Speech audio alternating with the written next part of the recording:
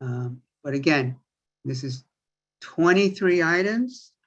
And I'd like to proceed. We have one request. If you notice, our agenda is, our applications are contained within different categories. Category 1 is the corporate change, alterations and class change applications. Then we have the new wine, beer, and cider licenses, and then the full liquor licenses. But one of the full liquor licenses, 22, requested that they jump ahead of everyone else on the line because the applicant is in London currently. At this very moment, the applicant is in London. And if you do your time zone changes, it's about 11:30 in London. 5-hour difference. We may end at 11:30, but I don't think he wants to end at, what would it be? 3:30 there, 4:30. So we'd like to start with item 22. Those of you who are not familiar with us and how we operate, we have the applicant speak first. Then we have committee members, statements, questions to the applicant, and then people from the community. We do not support cross conversations, backs and forth. We just want to go straight ahead. And questions to be answered, but straight ahead. Frank, would you like to add something legal? Yeah, not legal, but just some of the boilerplate background that everyone's probably heard, but just in case. This committee and the community boards have no power to grant or deny a liquor license. We only make recommendations. So this committee will make a recommendation about whether to recommend approval or denial of a license to the full Manhattan Community Board 4, which will take its own vote on this matter on November 2nd. And anyone who wants to address the full board on that day can do so for 2 minutes by signing up in advance or at the start of the meeting. The full board will then take a vote on what kind of recommendation to make to the State Liquor Authority, whether to recommend approval or denial. But again, that is only a recommendation. The power to grant or deny a liquor license lies with the SLA, and anyone interested in a particular license can also make submissions directly to the SLA rather than whether in connection with a 500-foot hearing, which is likely for a number of applicants, or on the actual consideration of the license. And just one word to the various representatives of applicants tonight. Nellie Gonzalez, district manager, and I have been going crazy all day, following up on all sorts of deficiencies in the paperwork, answers that don't make sense, references to attachments that don't exist, all sorts of things. So please, try to be more careful when you do these STIP forms. And if you have any questions or something doesn't make sense to you, please check with Nellie in advance so we can get it straightened out and don't have to go through this fire drill on the day of our meeting, as we always seem to. And with that, thanks, Bert, and we can get started. I just want to add one more thing to what you said, Frank. One glaring example that jumped out at me, because it was many of the applications indicated, no, we will not be using any outdoor space. And then they went right down the application and said, well, we'll close the space at this time. We'll keep the lights on, we'll keep the lights off. We won't have noise, we'll have signs for this and that. This is after the applicant said, we're not going to have any outdoor space, use of outdoor space. That to me was very confusing.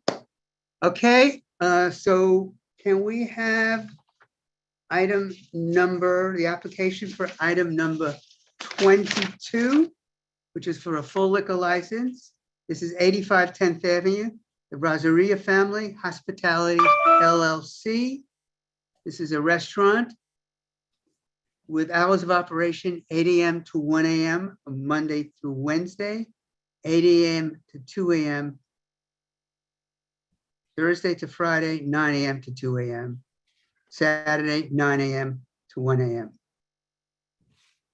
Hi, good evening, Ben Savitsky of Bernstein Radon Savitsky. I represent the applicant Brasseria Family Hospitality LLC. Thank you for moving us up. I know Alberto really appreciates it, and I know the rest of the applicants are probably really mad at me right now, but I'm sorry. As you said, Bert, this is an application for a full on-premises liquor license for a new restaurant. The entity is Brasseria Family Hospitality LLC. The restaurant is located at 85 10th Avenue. It is on 10th Avenue. It's at the corner of 15th Street. If you're familiar with the area, this used to be Joel Rubicon's L'Atelier, and before that, I think it was a Tom Colicchio restaurant. This is a full-service Italian brasserie-style restaurant. It's going to be operated by brothers Alberto and Andrea Fratelli. They are on the call tonight. Actually, Alberto is. Andrea actually had to go to sleep because he has a shift tomorrow. Alberto and Andrea currently have 2 restaurants in London, Brasseria and La Brasseria. They have a similar concept to what we're proposing here. They become beloved parts of the neighborhoods that they're in, Notting Hill and the West End neighborhood. They are reliable, family-friendly, quality restaurants to the community. Alberto is on the call tonight, and he can tell you what he's going to do here in New York and what he does in London, but I'm just going to quickly run through what our method of operation is. So it's a brasserie-style restaurant. It is relaxed. Usually we think of brasseries as French restaurants, but this is a brasserie in the Italian style. It's going to be open all day. Our hours of operation have us opening at 8 a.m. daily for breakfast and serving throughout the day. I was speaking to Alberto about how he wants to describe this restaurant. He said it's family friendly. It's a neighborhood restaurant where he hopes that people in the community come in during the week for some coffee in the morning and then, for dinner with colleagues after work, and then bring their family on the weekends for dinner. He described the food as classic Italian dishes with a modern twist. He said you're going to have all your greatest hits there from an Italian restaurant, but there's going to be something unexpected or done in a new way. We included a copy of the multiple menus in our packet, and you can see, what's there. There's breakfast, lunch, and dinner. There's also quite a wine list if you respect the quality Italian restaurant that has a robust wine offering. The space is 2 floors. There's a ground floor and the cellar, but only the ground floor is open to patrons. The cellar is all back of house for employees only. We have seating for 195 on that ground floor. There are 68 tables. We have 2 stand-up bars and 19 bar stools there. It's the same setup as was previously approved for L'Atelier, and we're requesting the same closing hours that they were. We're only going to be using recorded background music. There's no DJ or no live music here. Our windows are not operable, and as far as I'm aware, I don't think there's been any noise issue at this premises. We did identify, and Bert, maybe this is what you're referring to, we did identify in our application that we may seek to use open restaurants if it's still available when we open. We don't have a diagram, but we would agree to the restricted hours of, I think it's 11 p.m. Or 10 p.m. during the week, 11 p.m. on the weekends. But we completely understand if you don't even want to consider it because we don't have a diagram. We would happily come back to the community board. Okay. Ben, do you want to introduce your client since they are on here, I think? Sure. Alberto Fratelli is on. Alberto, if you want to say hello, you may.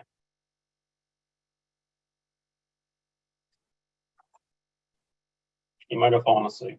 Okay.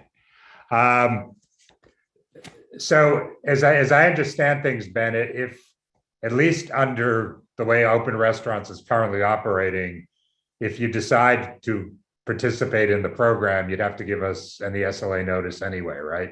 We'd have to give the SLA notice. I mean, technically by our 30-day notice, we did notify you. But if you wanted us to notify you again when we decided to go forward with it, we would definitely do that. Okay, yeah, I think we will. And I mean, it's highly likely that the program will have changed radically by the time you're ready. And has Alberto woken up? Is he here? Yeah. Ah, I'm not sure if it was waking up. It was more me not understanding how to use this process, and I apologize. I was just on the audio, and now I've joined as a panelist, so I'm here now. Thanks. okay, welcome. Thanks for staying up for us. To the committee, this has been a series of sort of high-end restaurants recently. Typically, the STIPs have been till closing at 1 a.m., so the requested closing hours are not out of line. This is on the west side of 10th Avenue, opposite Chelsea Market. So there's not a lot of, and this is an entirely commercial building. The other half of this building houses what used to be Del Posto and is now the restaurant El Coro. So it's a very sort of restaurant-centric block over there. Yeah, the nearest residential building is about 2 blocks to the north and on the east side of 10th Avenue. Are there any questions from committee members, comments? No, none? Nellie, anybody from the community has a hand there raised? No, actually, Tina has her hand raised. Tina, I'm sorry, I didn't see that. Okay, yeah. That's totally okay. I was just curious because on page 7, you refer to furniture and you say there will be furniture and you'll move to a place to safe storage, but you don't indicate, you say not necessarily inside the restaurant. What furniture are we talking about? And where are you planning to move it, if not inside the restaurant? So we indicated up on the top of that was only for open restaurant seating if we were to get it. But, you know, from what Frank said, we're going to take it off this application and we're going to send it back in. But the idea was we would follow whatever open restaurant program requirements there are at the time. If it requires moving it to somewhere safe, we would definitely do that. Oh, I see. Okay. So it's just for open restaurants. Thank you. Yes. Motion to approve. All right, so 1 second. So Ben, we'll just add a stip that says applicant will notify MCB4 of any intention to utilize outdoor seating, whether under open restaurants program or otherwise. Sounds Okay. good. You okay with that? Absolutely. All right. Good. So there was a motion. Is there a second? Second. Okay, all those in favor? All those opposed? Present not eligible? Abstaining. Okay, Thank you so much. And thank you for accommodating. thank you. Okay, everyone. Thank we'll you, everyone. Have a good night. We're reverting now to the agenda. So we are going back to item number 1, and we're in the corporate change alterations and class change applications. Item number 1 is 346, 354 West 40th Street. It's a restaurant. It's a corporate change application. It was, correct me if I'm wrong, Frank, at one time this license was covered both the roof and an interior. Now it's split 2 different owners, and these are new people coming for the roof. Well, yeah, it's a hotel license. I mean, it's a licensed hotel that it had multiple spaces. It's one of the ones we are most confused about today. So hopefully the applicant or their representative can tell us. But my understanding is they are seeking to change who is on the license for the rooftop space only. Okay. The applicant? Can you hear me? Hello, can you Stacy, hear me? yes? Yeah, this is Stacy Weiss. We could hear you, Stacy. Good, good. How are you doing today? Okay. Okay. I assume my client is on. Ed, are you on?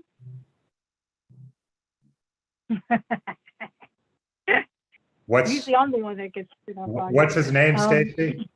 Ed. Edward. And his last name? I want to make sure I don't screw up his last name. It's No, we do have, I think it's Edward Wong. Edward Wong. Okay, Yes, Edward Wong. That's Wong. what I wanted to confirm. That's Yeah, what he is Edward here. Wong is on. Yes. Okay, Ed? Okay, so this is, okay, so what's happening is he's purchasing the rooftop because the rooftop was a separate LLC. It was 346. So it's a hotel license, but he's just purchasing that one part of the license. Okay. And what's happening really is also he's going to be on all the licenses. However, it's going to be where we did something similar in Madame Tussauds. He's not going to benefit or profit from the other 2 licenses that are there. He's only going to be part of the license upstairs. and it's in the contract and everything about that.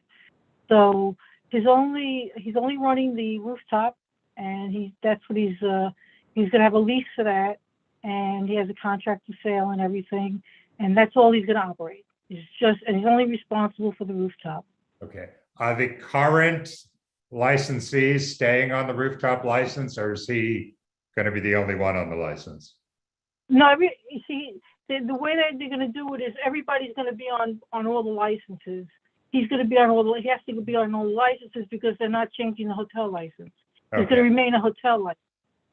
So it's everything's staying the same. It's just that the person is changing for that location upstairs. In other words, he's being added to that. He's taking over that part of the how should I say, the hotel, because it is a separate entity. Okay, but yeah. Stacy, I'm still confused. For the purpose of the liquor license, is he going to be on the license for the entire hotel? He's going to be on for the entire hotel. Yes, he will. He will be for the entire hotel. However, because where the rooftop is, in order to get to the rooftop, you have to go through the rest of the hotel. Okay. So he has to be on all the licenses. Okay, then I think you're going to have to redo the STIP form because the form as it is, it looks like it's only about the rooftop. But I think what we really need is for him to sign on to the STIPs for the entire hotel. Well, no, he's not going to be. See, that's the thing. He's only purchasing 346, even though he's going to be. You can't separate him from the rest of the licenses. But according to the contract, was done in such a way, which, like I said, we did for Madame Tussauds. The contract was done in such a way where he's not going to be part of the other licenses. No responsibility as far as profits or anything. But there's only one. Stacy, there's only one license at the moment. That's what's confusing me. Are you creating a second license? No, 3 licenses there. Wait, is it one license or 3 licenses? Yeah. It's 3. There's 3 licenses there. Okay, so then why? NYHK is 3 licenses. Okay. Nellie, is that what our records show? Well, Online, you'll see the 3 licenses. the original, the STIPs that we have referenced everything. Everything was separated, so it was all in one STIP. But did we know it was 3 licenses? I don't recall. Yeah, I don't think so. I don't know. That might have happened once it went to the SLA, but on our part. No, I did the original application, and it was 3 licenses. Well, no, the original one was by Frank Palillo. Right. He took what happened was I did all the paperwork, and then they weren't going to go forward, and then they decided to go forward, and Frank did it. But I had done the original paperwork for the 3 licenses. Okay, so how many That was always the way it was. How many licenses are there, and what are they? What do you mean? What are they? They were hotel license. No, but what do they cover? What's license number 1 is for what? Like what spaces? There's the restaurant, right? And then there's the rooftop, and I'm not sure what the other one is for. I don't know if it's for the other place in the restaurant downstairs, which has nothing to do with the rooftop. Okay, Stacy, let's cut through this. You can work this out with Nellie. We'll want to find out, what licenses are existing for this property and, which one your current client is being added to, just the technical details. But for the moment, we'll assume it's for the roof, the indoor and outdoor space on the roof, and he'll agree to all the additional steps that are in place, correct? Doors and windows closed, no music, after 10 p.m. There's only seated food and beverage service.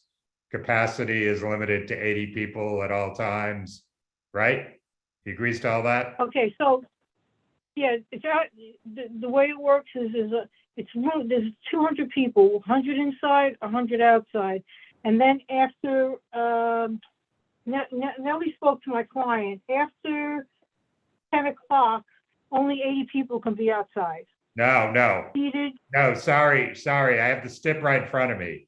After Okay. 10 o'clock, everyone has to be seated, but the Yeah. 80-person limit is for all the time.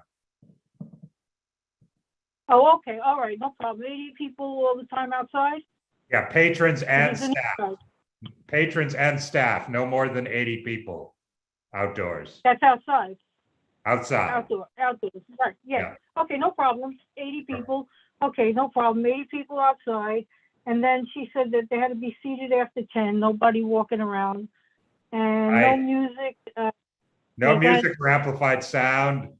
And whenever there's amplified sound inside, all the doors and windows have to be closed. yes, right, okay. And the hours, she had mentioned hours to my client. He got a little confused. He wants to keep the 12 p.m. to the 4 a.m. hours, which was the original STIP hours, I believe. I think the original stip hours were 2 and 4. 2 and 4? Okay, 2 Yeah. and 4. Okay, That's fine. yeah. Edward, are you there? Edward? He's here. Unmute your phone, Edward. Edward, so 2 to 4, okay? Well, it doesn't have to be open that late. You can 2 to 4? He wants the 12 to 4. Well, how's that gonna work Edward? when the other people agreed to different hours on the existing license? Well, no, I'm saying that, well, this is his place now. He can, Oh, wait, you can keep the same step. You you're can keep saying the it's same his step. place, but you're also saying all the existing people are on the license. Yeah, well, you can keep the same step. The 2 to 4 is fine. Okay, Same Stacy, let's do this. We'll vote on 2 to 4. If you want to cut those hours back, you can work this all out with Nellie when we get the paperwork correct, okay? Yeah, he's good with the bigger hours. That's okay. Yeah, all right, 2 to 4, that's fine. okay. But you have to work with Nellie this week to get this straightened out. Yes, Get it clear. we will. Get Yeah, it clear. that's no problem. Okay, That's any no problem at all. questions? Thank you. Any questions from committee members? I see Inga. Yeah, can we just clarify? So there's 3 licenses, which is 1 license, good. Who's on all the licenses? Who's being added? Who's being deleted? And who's remaining? Who's currently on the licenses?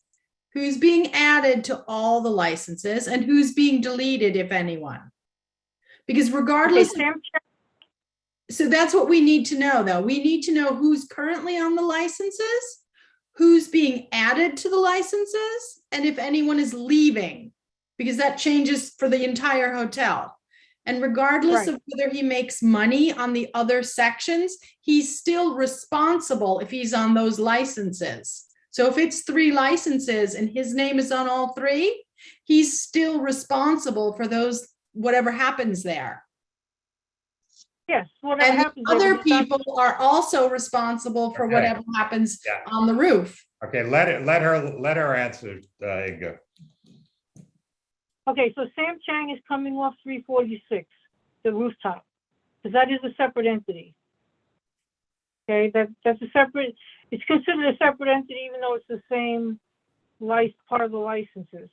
But he's coming off that and remaining on the rest of the licenses though, Sam. Well, wait, you just only coming off that contradicted yourself, Stacy. You said it's part of the same license, and you also said it's a separate license. We still don't Exactly. understand which it is. Well, because it's 3 separate licenses, that's why. That's the only reason I'm saying it's 3 separate licenses.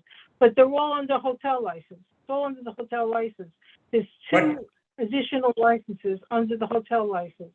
To what license? I see what you're saying. I see what you're saying. I see what you're saying about Sam coming off the yeah, Sam coming off. Okay. So how it's working is this. Edward is taking over 346 completely. Okay. He's purchasing well, technically he's purchasing, but he's least, it's a corporate change because he's taking over everything. Sam Chang's no longer gonna get any money from that spot. From that Stacy, we don't license. care about money. We don't care about money. We Yeah, just care about who's on the license. So exactly. there's a separate Right. license for the roof. It's one of the licenses. Stacy, One I of the think, licenses. can you come back next I month? can tell you, Can we No, put I this off think a you have month? to come back. We've got a huge agenda and I don't think we Yeah. know that. Correct. We need to know who's on all three licenses, who's coming off and who's being added to Well, what nobody- licenses. only Edward Wong is being added. To We all don't even three. know how many licenses there are. We can't. Correct. I think Three, that there were 3 licenses. this is one application for one license. Yeah, but it's just one, no, but it's one hotel license with 2 ad bars, With 2 what? 2 additional bars. Right, is it under 1 license or 3 separate Yeah. licenses? But, well, no, it's 3 separate, there's 3 license numbers. Okay, Stacy, but there's some kind of miscommunication here, because clearly what you're saying is not being understood by the members of the committee. And so we're still very confused. 3 licenses, 1 license, who's on, who's off, what are the spaces covered? What's going to the SLA? What are we recommending to the SLA? Okay, So that's, Okay. it's good. You probably, right, maybe you're thinking you're doing it very clearly, but it's not coming across clear. okay, there's 3 licenses, there's 1 hotel license and 2 ad bars. Downstairs is a restaurant that's run by another company. Okay, they run the restaurant downstairs, so they're on the license, okay? This gentleman they were added on as another company. This gentleman is going to be he's taking over this place completely on the rooftop, okay? And he's gonna be added onto the license. But All if 3 he's licenses. running it, why are other people's name on his license? Correct. Because you have 1 hotel license and 2 ad bars. What's an ad bar? Two Let's additional start bars. there. What's an An ad bar? additional bar. An additional No, it bar. is 1 license then. There's 3 separate numbers. It is? That was gonna be my Yeah. next question. Then it's 3 Yeah, separate. that's what I'm telling you. licenses. If it's 3 numbers, it's 3 licenses. 3 separate licenses. Yes, but It's, Stacy, can you,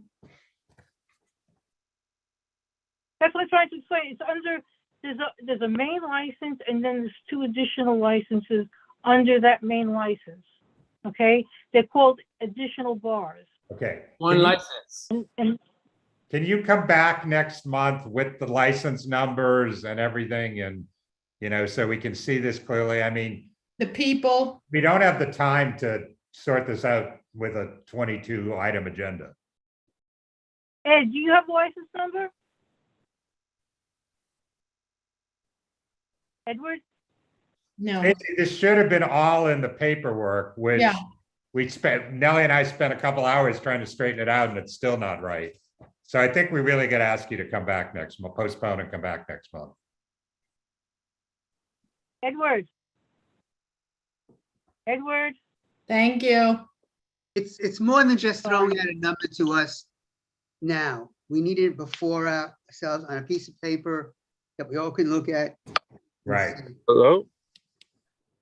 Yeah, Edward, they want to postpone it because they're confused about the licenses.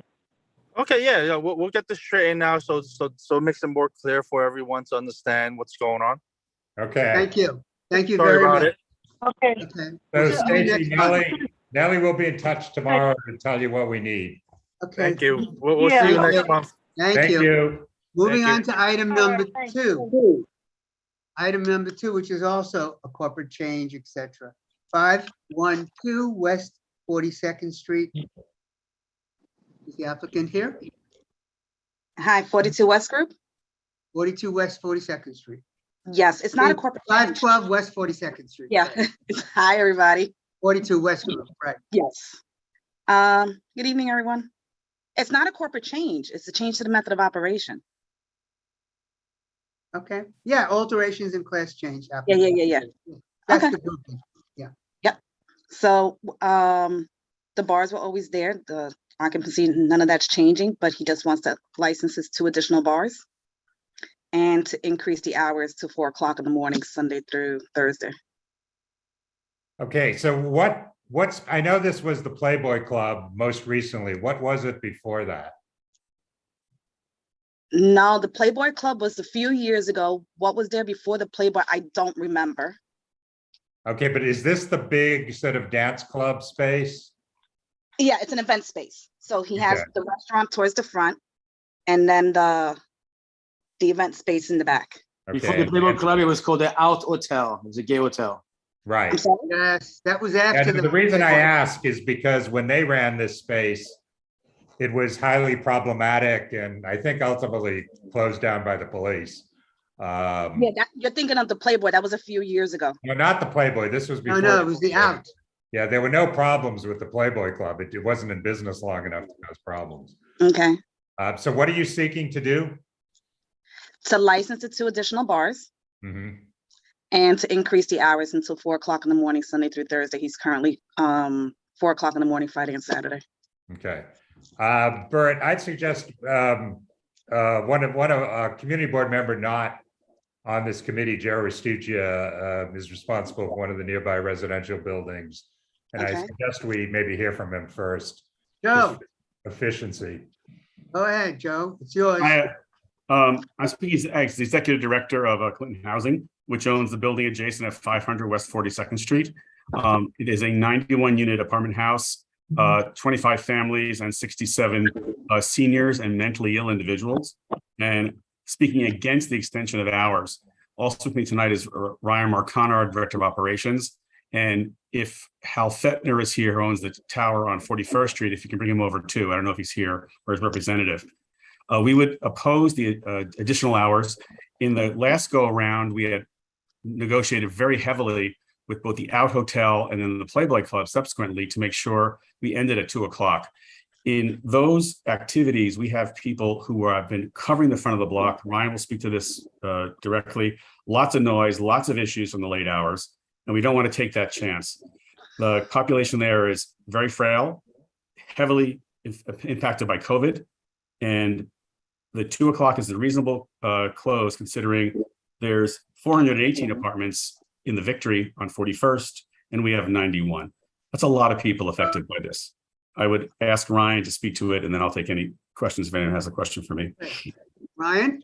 Good night, everyone. I am Ryan Marcano, the Director of Operations for Clinton Housing Development Company, and I also ask that the committee not support the 4 a.m. extension time.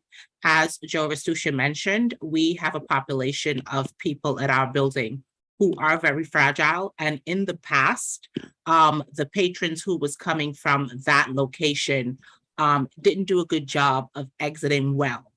We had a lot of problems with urination in front of our building, people trying to come into our building because they're inebriated at that hour of the day, the morning, they're not sure where they are. They're trying to gain entrance into our building. And it was just a disaster for our tenants. We are now trying to get back to some type of normalcy after COVID. And with having this type of establishment on the block that late, I think it will inhibit our tenants from just getting back to a normal sense of life. Thank you, Ryan. Inga? I was on the committee way back when this was very problematic and when we hashed it out with the Playboy Club. And I also oppose the increase in hours because I remember the problems previously, and it's not necessarily bar owner, it's just so big and just it's too much for all. It's too many people coming in now and too many problems. There were so many problems. Yeah, I cannot support more hours. Thank you. Jesse? Thanks, and thanks, Joe and Ryan, for showing up and presenting. I'm just curious, just for my own knowledge. Sorry, the building that you're talking about faces 42nd Street and is basically neighbors to this club and to this hotel. Is that right? Yes. Our main entrance is at 500 West 42.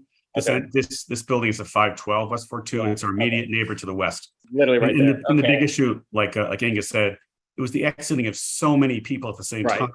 It's the numbers. That's the real thing. Yeah, I figured, and I can picture this area pretty well, and I know it can get really rowdy at night. And so my only question to you both, and maybe to raise to the broader group, is just, would an extensive and onerous security plan at all assuage any concerns if we made not I think Sunday through Thursday is, I think, but even if we just added a Thursday or something like that, and then in exchange for that, on weekends we get more security and we get if there's some trade-off we can get from them to actually improve their weekend performance, is that something that you would be amenable to?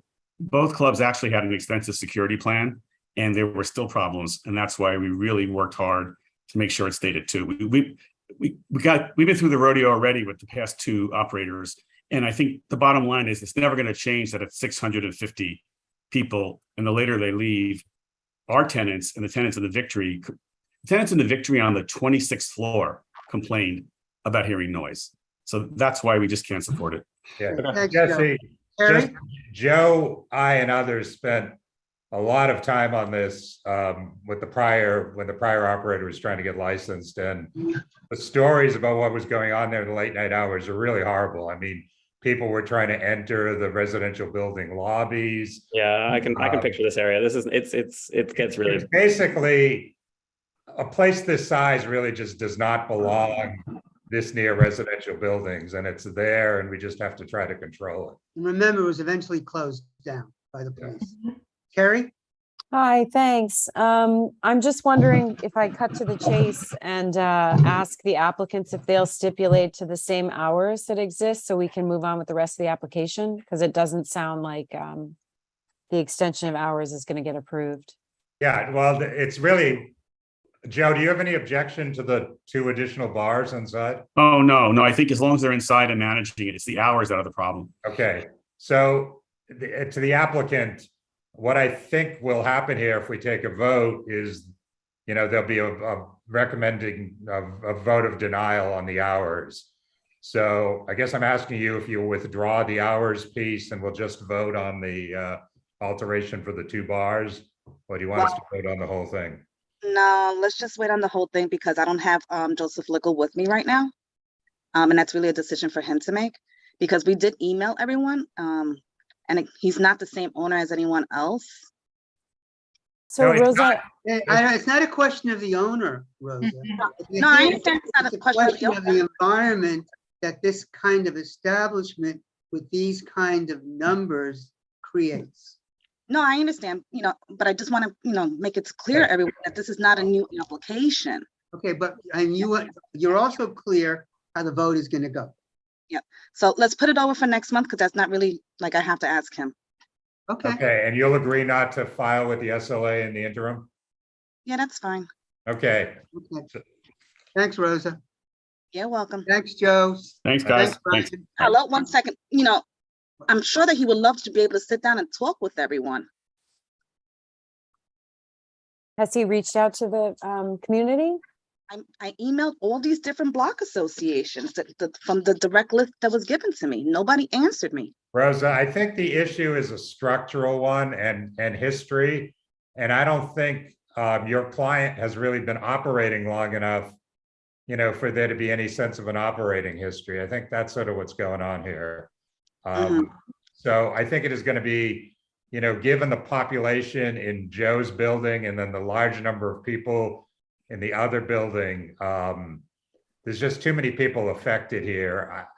I honestly don't think, a further meeting is going to be helpful. Sorry, my phone rang. I missed that last part. I was just saying, I don't think a further, usually I'm all for meetings. I just think this is a sort of structural issue here, if you will. That's just the hours and the number of people and the number of surrounding residents. Mhm. But talk to your client and, let us know. Hopefully he won't pursue this now, but if you could let us know, in a few days so we don't, tie this up. Right, and we appreciate the fact that you're going to talk with your client and withdraw now and come back in a month. Thank you. Is everyone okay with like 2 o'clock during the week and Thursday, the 4 o'clock? Because he has 4 o'clock on Friday and Saturday.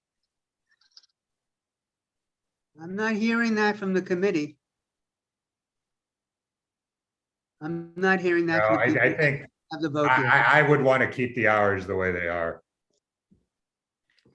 And Okay. again, this wasn't all that long ago when we talked about all this. I'm sorry, say that one more time. You cut out a little bit. I think it was not long ago that we worked out all these original steps. It's probably, what, a year and a half ago? Yeah, it's over a year ago. Yeah, but that's not a lot of time for this kind of big change. Okay. All right, I'll send it, Thank you. I'll shoot that an email. Have a good night, everyone. Thank Okay, you. thank you. Thank you. Thank you. Thanks, Ryan. Thanks, Joe.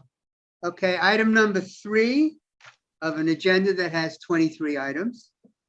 Item number 3 is 639th Avenue, Dana's LLC. Is the applicant Hello. here, an attorney? Bill? Yes. Yep. Okay. Oh, I just want to make sure the applicant gets promoted to panelist as well. His name is Rob Guarino. Nellie, do you see Rob? Yes, I promoted him to panelist. Thank you.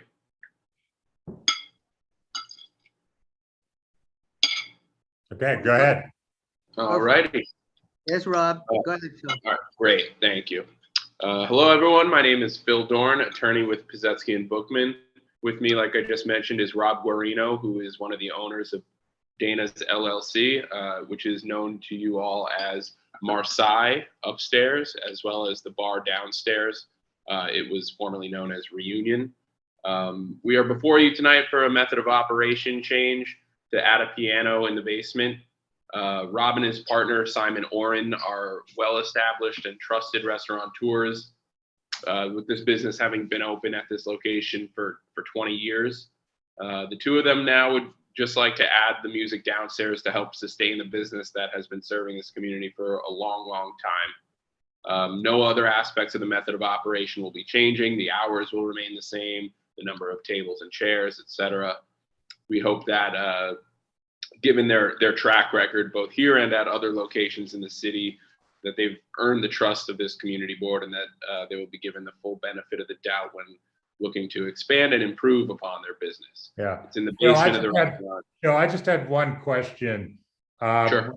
When I was looking at, I think it was your letter to the community, you sort of suggested there might be sort of shows with show times down there, which gives us a little pause because as you just heard, if you've got people arriving for 7 o'clock show and then leaving all at 9 o'clock, Right. it sort of causes greater problems than if it's more, live music with no set times and people just wander. There are issues about lines on the streets, about going in. Yeah, I mean, the point of that is more intended to benefit the musician. If there's, say, a $10 ticket charge that goes with your bill to pay the musician, that's really what it's intended for. It's not going to be, purchase your tickets 2 weeks in advance for the show that's happening. Come one, come all. It's the performance. It's really just a small fee to pay the performer. So it's like there's a music cover charge and the music is just, there off and on all night. Right. Okay. All right. Well, I live probably 200 yards from this place and I've never been aware of any problems. And as they say, they're, both, actually the whole block of these gentlemen's establishments and they're well established in the neighborhood. Thank you. Okay, any committee members? Questions, statements? Anybody from the community, Nellie? No, there's no one. Do I hear a motion? So moved. Second. All those in favor? Aye. Those opposed? Present not eligible? Abstaining? Okay. Thank you all. I just wanted to ask quickly before you move on to the next agenda item. I'm here for number 21, but that item is actually in conjunction with numbers 7 through 11 or 12. We noticed that. So I just wanted to ask if that be heard with those. We noticed that. Great, thank Yeah, you. let's, I think we'll be able to do that. We'll do the beer and wine first, and then we'll see where we are. The reason you're, because that 21 is a different category of application. Right, I understand. But Part of we're it gonna- is beer and We're wine. gonna So do it structurally and don't worry. Yeah. great, thank you. Thank you. Okay, item number 4. 325 West 33rd Street. Yes, hi there, good evening, members. My name is Maston, excuse me, my name is Maston Sansom. I'm the attorney for the applicant. I should be joined here by Bill Gibson, who is a representative of the applicant as well. I don't know, I haven't seen Is he here? in any of the squares, so maybe. No. No, maybe he's one of the callers. There's a caller that's on with the last digits 326 that's listed as a panelist. I don't know if that's him, or there's another caller in the attendees with the last digits 663. I'm not totally positive what his number would be. Why don't we, why don't we Do you want to, proceed? do you want to go forward or move down on the agenda a bit? Let's go forward. I know you guys have a long night, so let's see if we Go can. ahead. This is, so this is, currently licensed premises. This is an alteration ad bar application. Basically, to add a bar, there is a breakfast area that's on the first floor. Looking to put in a small 5-foot, 4-seat bar there, basically because they're currently licensed with basically a bar down on the same floor. However, it's more of a market area. Basically, you go to the little market. Again, this is a hotel license. So you go to grab a beer out of the cooler, then you go to the front check-in desk and you pay for it. Okay. So, but that's still. So Marston, so it's one small bar inside on the first floor in a space that's Correct. already licensed, right? Correct. Okay, and you're not changing hours or anything. You'll agree to all of these prior steps. You bet. Yeah, absolutely. And the main purpose is that they have a rooftop bar, and obviously it's not going to be open in the winter. So they're just looking to be able to service those eating in the dining area a little bit, but it's not not going to be. Yeah. All right. Okay. Bert, why don't you see if anyone has comments? I don't see any questions from committee members. Anybody from the community, Nellie? No, there's no one. Thank you. Do I hear a motion? Motion to approve. Is there a second? Second. All those in favor? Aye. Opposed? Present not eligible? Abstaining? Okay, Thank you very much. okay, moving on. This is in item number 5 in the Chelsea Market, Bar Suzette. Good evening, Arthur Goldstein for the applicant. Could you just check and see if Peter Tundreau, Tondreau, is on the Zoom? I didn't see him on page 2 here as an No. attendee maybe. There's no one by that name unless he's one of the callers. Okay, let's proceed. You have the basics from the questionnaire. It's 1 bar, 10 seats, class change at the 425 West 15th Street, the kiosk number 6. in the Chelsea market. They're just looking for a class change. They've been around since 2014. No issues that I'm aware of. And we respectfully ask for support of the community board. All right, Bert, I don't have anything on this. Anybody else on the committee? I don't have anything. In the community, Nellie? No, there's no one. Thank you. Do I hear a Motion to motion? approve. Second. All those in favor? Aye. Opposed? Present not eligible? Abstaining? Thank you. Thank you. Glad to be one of your short ones. So are we. Okay, item number 6, 176 8th Avenue. And I just want to point out something to you on the agenda. If you have it in front of you, the last 2 lines in this application on the agenda are in error. It's like a typo covered coming down from number 5. This application is not in the Chelsea market, so it says that. That's just a typo. So is the applicant, their lawyer here? Yeah. Yes, And- Martin Miller for the applicant and I And think the Matthias hours, Van Layton. I'm sorry, what? I'm going to inform the committee, the hours are radically different than are on the agenda. This is a 2 a.m. close place. Well, it's stipped for 2 o'clock, but the only thing we're looking to, oh, you're good. Matthias Van Layton is also on, so he's the owner. Basically, all they're asking for is that the downstairs basement area have the ability to have a jazz band.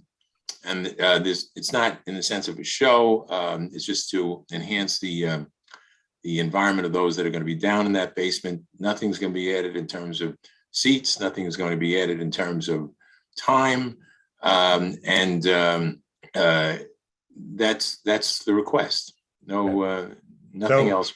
So when you brought this before us last time, you were talking about having, show times and ticketed shows, which I think we determined was not permitted by zoning. So This is a very simple thing of just having this jazz band perform. No shows, no ticketed so missions. no show times, no. No.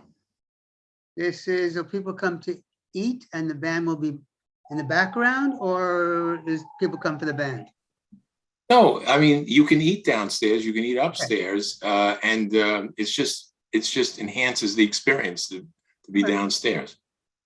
Has there been any kind of a acoustical report about what a band downstairs would do? We had an acoustical report when we first got the license. I mean, if necessary, we'll get you an acoustical report, but you have to approve first, and then we'll have the band. Well, we should hear from the community, because we did get one letter that from a block association that said they actually had problems with an establishment not that far from you that started live jazz in the basement, and it ended up, even though it was in the basement, it ended up disturbing people in the next door residential building, which is the reason Bert raises the issue of the acoustic report. Well, can I just say one thing? They can control downstairs. They have their own in-house speakers, and they will not put it beyond a tolerable limit. The idea is not to create any large noise. I mean, I guess we're talking about a 3-piece band in a lower space that can have no more than 70 people at a max anyway. So what's going on down there now? Is it just, it is open now, right? Yes, it's a lounge area that also allows for the food. Okay. It's a very small bar. Is the applicant on? Yes, I'm right here. Oh, yeah, Matthias, Yes. you want to say something? Yes, I mean, we haven't had any issues with noise with neighbors, and I just want to say that if you approve us and there's any issues and we get complaints from anyone, I will stop it right away. Okay. So let me ask you a question, because we have gotten complaints. You had agreed to keep all the doors and windows closed whenever there's music or amplified sound inside. And we have had reports that that's not the case, that in nice weather, your establishment essentially turns into sort of an indoor-outdoor bar. Is that correct? Or do you close the doors and windows whenever you have music inside? Yeah, we usually close the windows. I mean, it's, Not usually. Do you or don't you? yeah, I mean, the windows are closed, yes. I mean, I never had any complaints about anything. The only person that complained before, gentleman that came on the camera last time with us and discussed this, hasn't had any complaints at all since that last call we had with them and with you guys on the same call. There's never been any issues with the gentleman anymore, and I haven't had any other complaints. We haven't had the Thank police you. or a theft or nothing like this. Okay. Good I see we neighbors. have some committee members who want to make comments. Kerry? Yeah, if I'm reading the community's letters correctly, they just got notification on Friday and it's Tuesday. Would you consider coming back next month after you've had an adequate amount of time to speak to them? I mean, if you want to, sure. I mean, what was the concern? We have multiple letters. Okay, I'm not No, aware. that you emailed the community members of the block associations just last Friday, 5 days ago or 2 business days ago. And so they haven't had a chance to. Okay, that's meet with fine. you. Yeah, we So can go back. you'll postpone and not meet with the, not file with the SLA? Yeah, Yes, we won't file. No Okay. problem. We will not. And Frank and Bert, I just have a question. Somebody mentioned that if we approved, there would be an acoustical report, but wouldn't we want an acoustical report before we approve?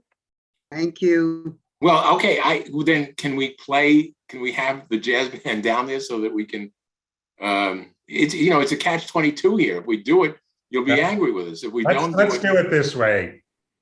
Reach out to the community, hear their concerns, see if, talking with them, if they think an acoustic report could be necessary. And, if you'd like to discuss it with Bert and me before the next meeting, we can do that. Yeah, I mean, we reached out to the community and to direct neighbors, the one that are closest to us. There was a lady last time that was on the call with us, and the name is Jude. Another neighbor lives in the same building. So the closest building to me is 19th Street, right adjacent to our building. And that same building has another person called Amy. She should be on the call here, but I don't think you have her on she can speak, she can only hear us. And they live right next to our building. So they're really the closest one that could hear anything. Okay. All right. Okay, understood. But Kerry raises a good point that the letters only went out, the notification went out on Friday. No, I understand that. Give other people, we appreciate that, though, to postpone is right. Tina, did you have your hand up? It was on and off. I'm sorry? No, Tina. Sorry, I had the concerns that Kerry mentioned, and also I was going to say the engineering report not having one makes me a little bit unsettled, but it seems okay to be taken care of. Okay. There's a person. So you guys will come back in a month. Yeah, can I just have the lady, she's raising her hand right now to try and speak. Community members know? My closest neighbor. Oh, wait a second. We know you have supporters. We're not going to vote on it tonight. And as you've heard, we have a huge agenda. It's not about supporters. It's really about having the person that's closest to the restaurant. Okay, but they can come back next month when you come back. Okay, because we As do quick. have. You're the boss. Thank you. Thank you. All right, thank you. Be well. Okay, moving on to our second category, new wine, beer, and cider applications. I don't know if you people, committee members, committee members, colleagues, friends, you notice that items 7 through 11 in this category, actually 7 through 12 in this category, are all in Pier 57. They're all, which is going to be a new food hall in Pier 57. So we want to, Frank, did you say there's one lawyer for all of these? There's one lawyer for those 6, and then another lawyer for the full liquor license. Right. We were Item talking 25. about, that's what I think it was Phil had mentioned, item number, what is it, 20, I'm losing myself. 21. 21, which is not a new wine beer license, but it's new full liquor license is So also. let's do 7 to 12 now Let's first. do 7 to 12. Who is the applicant lawyer? Hi, Ben Savitsky. Ben, you're back. Okay. So we're going to try to get rid of a bunch of them for you here now. So we're here on behalf of the 6 kiosk food operators that are planning to be a part of Pier 57's new market hall. As you mentioned, these 6 are all beer wine applications. Phil is representing the James Beard Foundation and Great Performances. They are a part of this project, but they have a separate space as well as a space in the market hall. And they are applying for a full liquor. Ours are just beer wine, but it is all considered, one operation. I think we have on the line, we have all of our applicants on there. Some of them are raised to panelists already. Some of them are not. And I know that we have people from Jamestown who are the managers of the food hall. They are not panelists right now. If they can raise their hands, and if Claire and Seth can be joined as panelists, I'd appreciate that. Nellie, do you see them? Yes, I moved Seth over, and who was the other one? Claire Bernard. Okay. So Claire is with Jamestown as it's set, but Claire is going to kind of give you just a brief overview of what the project is before we get into the specifics of the application. And I promise, I know there are 6 of them, so we'll be as quick as possible. All with the same hours. All with the same hours, all the same method of operation. So Ben, just before you get started, so is this going to be one where every operator gets their own license? So there are more than 6 kiosks in there. We are applying for 6 of these kiosks to get their own licenses, but it is part of a communal food hall where you can walk around. Okay, but is there going to be any kind of umbrella license or no? Is every operator is going to get their own license? Every operator is going to get their own license, and although they are acting as kind of a communal food hall, they are each responsible for their own license. Okay. Claire, are you on? Yes, I'm here. Hi, Claire. Hi, I just wanted to give a quick overview just to remind everyone, it's sort of a complicated project with a lot of layers, and I think you haven't heard about this in a while. So just very quickly, I'll remind you, Hudson River Trust owns the land. RXR is the master landlord of the pier. Google is the sub landlord. Jamestown, as well as JDF, are consultants on the project. So Jamestown will be the operating partner of the project and will oversee the market in a similar fashion that we do at Chelsea Market.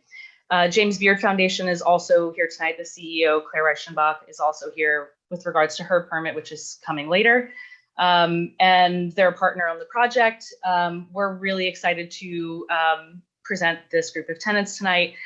This is about 6, so this is the next 6 people on your agenda for beer and wine licenses here at the pier. So this is kind of, we've been really excited about this, and it's set to open in the spring. So we're just happy to be here and answer any questions or concerns. So as Claire mentioned, these are the 6 applicants for beer and wine licenses. They're for this new market that's coming to the back half of Pier 57. It's the Google offices, if you're familiar with the area. They are all applying for beer and wine licenses for their individual kiosks, but as I was talking to Frank about, this is part of an operation that's going to allow them to all operate as a single food hall, using seating at their individual kiosks as well as communal seating. They all have the same hours of operation. They're all beer wine licenses. They all have the same music. The only thing different for each of them is the menu that's going to be presented. The space is called the Market Hall, at least that's what we're calling it now. It's the back of Pier 57. That's at 57 Hudson Greenway. We're actually going to have to send an amended notice to get a new address on there because they want us to use an 11th Avenue address, but I'll send that afterwards. It's going to be 25 11th Avenue. It is on the other side of 11th Avenue on the Hudson River at 15th Street. It's a fully enclosed space. There are no operable windows. It's a brand new build. The entrance to the space is either on 11th Avenue through the pier, or it's actually on the pier on the south side. The operators that we have here tonight are all small businesses. They've been attracted to this project because of the synergy that this food hall provides, and the exposure that it provides. Small businesses in Manhattan don't have that opportunity to kind of get this exposure, so it's a really great opportunity for them. The 6 operators are Kintaro Foods. They are going to operate as Bisu, and they serve Japanese comfort food. They did have a space in Manhattan, I believe, prior to COVID. Manhattan Lobster Place. They are seafood and lobster, and they also operate a space in Manhattan right now. 303 Fair is going to be Lolo's on the Water. They do an island barbecue and seafood. Zab Zab is Thai food. VHL Brewing is Harlem Hops. They sell beer from local brewers. And then there's Dumadri, which does sandwiches. Each of the operators are on, and they can tell you more about your menus, but we included copies in the packet. You can take a look at them. It's pretty straightforward. As I mentioned, so they're each going to be operating their own kiosk, but they're going to have, some of them are going to have more traditional cooking space than others. 3 of them are going to have ventilation for their more traditional cooking space. The others are going to be just food prep areas. They're going to be operating as their own separate entities. They're going to be ringing up their own sales. They're going to have their own POS. They're going to have their own menus and their own branding. They will all have seating at their kiosk, but again, the patrons can take their food and beverages and they can utilize the communal seating throughout. As far as the alcohol goes, they will each have their own branded cups so that patrons in the communal seating can actually identify, you can identify where they got their alcohol from. Each kiosk is going to have a food counter that is going to serve as a bar. It's not a traditional stand-up bar, but alcohol will be served over it. In the total hall, we have roughly 205 seats at 37 tables. Those 37 tables are long communal tables. And I know that the seat count is actually different from what we had on our application. We decided that there's a back area of this food hall, which we included in our floor plans, which we are not going to license for alcohol. It's going to be more of a space where people can go and take coffee and they can sit and they can look out onto the Hudson. We have no outdoor seating here. Alcohol is not going to be allowed outside. We have security that's going to monitor the space to make sure that nobody leaves with a cup of alcohol. We indicated in our application that we're only going to have recorded background music. That's for the market itself, for kind of ambiance. It's not controlled by the individual kiosk. It's controlled in a central location by Jamestown. There are no operable windows. It's all new construction, and it's been built to the standard that's been required by Hudson River Park Trust, so as not to disturb anybody on the pier or anybody using the greenway. And also the standards of Google, because they have their offices upstairs. We're obviously not going to disturb them. Our proposed hours of operation are 8 a.m. It's an opening, and 10 p.m. closing. That is the latest. This does not mean that each kiosk is going to operate until 10 p.m. I suspect that most of them will not. And I don't think that we are going to be operating until 10 p.m., but it does give them that flexibility. And it's an early enough hour and a conservative operation that hopefully the community board won't mind. Phil is on with James Beard and Great Performances if you want to hear from them or if you want to deal with them separately. But that's it. I think we'd like to deal with, your six applicants first. Sure. That's all I got. I'm done. Yeah. Anybody, looks like Carrie has her hand up. My only question is, will there be delivery? So 3 of the operators are opting for delivery, and we included it in their packets. 3 of them have decided that they are not going to. And then is there bike storage, or how do you handle I'm not sure how you get the delivery out of there. Sure.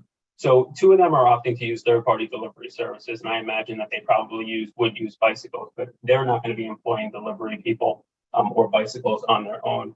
One of the applicants, 303, said that they will have deliveries, but I think they're going to be walkers. They're not going to have any bikes. And one of them, brewmasters, said that they would not be, that they might have delivery, but they haven't decided yet. Okay. Any other committee members? And members of the community, Nellie? There's no one with a raised hand. Okay.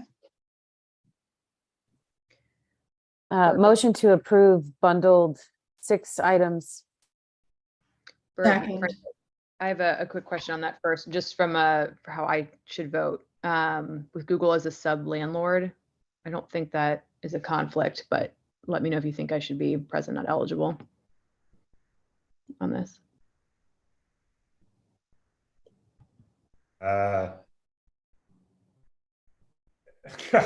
That's getting technical for me. It's probably, Bert, there's no downside to someone being present not eligible, right? It's probably the safer course to do that. I think taking the safer course so no one would raise a question, Wendy. That's the easy way to do it. Sounds good. Very supportive, but happy to. Even though I know the rent won't go to you. No, sadly, no. Okay. So there's a motion. Is there a second? Second. Okay. All those in favor? Aye. Opposed? Present not eligible? Abstaining. Okay. Thank you very all. much. Thank you all. And thank you, very efficiently presented. We appreciate it. Absolutely. Thank you for hearing it. Do you want to skip ahead to 21? 21? 21 is in the same environment, Pier 57, in the food hall, but their application is for a full wine, beer, and liquor license. Thank you for letting us hop ahead there. Very helpful. Before I begin, I just want to make sure 2 attendees are promoted to panelists. I should have Liz Newmark from Great Performances and Nicholas Bergman, who is representing the James Beard Foundation.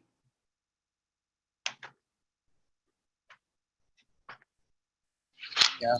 Hi, this is Liz, and I am here. Hi, Liz. Hi. Wasn't there somebody else you mentioned, Phil? Yeah, Nicholas Bergman. He represents the James Beard Foundation. You see Nicholas, Nellie?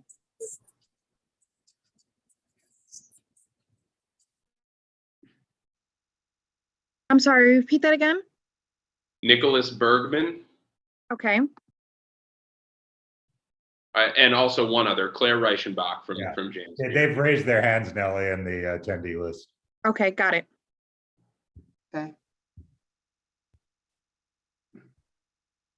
There's Nicholas. All right, and the last one is Claire Reichenbach. That's Claire. Okay, go ahead, Phil. Wonderful. All right. As I mentioned earlier, my name is Phil Dorn, attorney with Pizzetsky and Bookman. With me are Liz Newmark, the founder and chair of Great Performances Catering and Hospitality Management. Oh, I'm sorry, Mindy Birnbaum is here as well. I hope she is a panelist, and if not, if we can promote her real quick.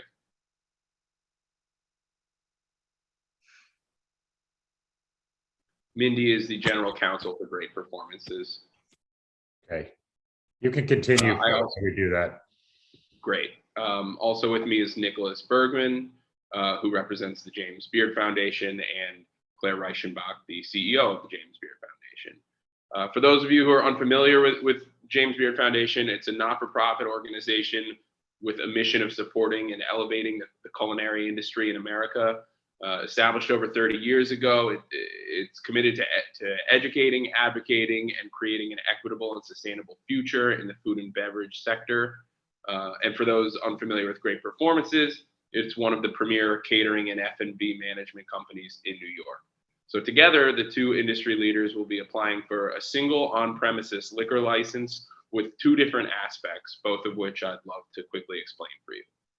The first portion of the licensed premises will consist of 2 kiosks in the market hall that Ben explained to you just a couple minutes ago. So they're kiosks 7 and 8. That's an easy way to refer to them. Kiosk 7 will be a standard food kiosk, which will serve only beer and wine. The second kiosk will be what we're calling a show kitchen. It's kind of like a look-through window into the kitchen that is located behind the kiosk. It's almost like a chef's table at a restaurant.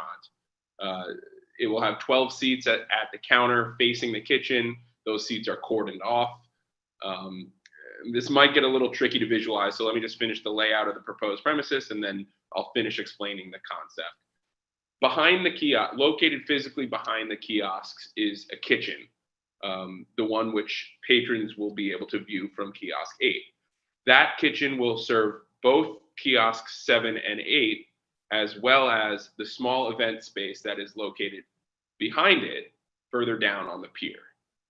So the small event space, which has a separate entrance down the pier, separate from the market hall entrance, will be home to events that are carefully curated to align with the James Beard Foundation's mission of culinary education and advancement, like I described a minute ago. Cooking classes, dinners, food education, seminars, things of that nature. Just to be fully clear, the space will not be playing host to outside events. This is not for big, massive parties. It's a 74-person occupancy, all events tied to and aligned with the James Beard Foundation's charitable mission. The hours of the operation for the kiosks, although I think our submitted packet said 8 p.m., it will be, that's incorrect. It should be the 10 p.m. that aligns with the other 1 through 6 kiosks that Ben just described. So the kiosks will be 10 p.m. And then the hours of operation for the small event space in the back will be midnight each night. And then one last thing I'd like to say, I know I'm getting long here, even though this will be all one liquor license, for that includes the 2 kiosks and the event space behind with the kitchen in between. Kiosk 7 will only serve beer and wine like the other kiosks 1 through 6 in the market hall. And we will be stipulating to this with the state liquor authority. So while it technically has to be full liquor because it's one liquor license, one premises, we will be stipulating that that kiosk will serve only beer and wine. Phil, can you get us, new pages of the stip forms so we have the exact hours? Yeah, I can send those over first thing tomorrow morning. Okay, thanks. And so why the 2 entities on the license? Sort of how are they operating this together? Yeah, it's a joint venture between James Beard Foundation and Great Performances. But after lengthy conversations with the liquor authority, it was determined that Great Performances, as the food and beverage manager, is the only one that needs to go on the license. And so for just liquor authority purposes, that it was determined that way. Okay, so James Beard, people are just here to give us background, but they're not going to be on the license. That's exactly right. Okay, great. And just to further the notion that it's not just a random event space, catering space. It's all to align with their charitable mission. I understand that. Okay, Bert, that's all I have.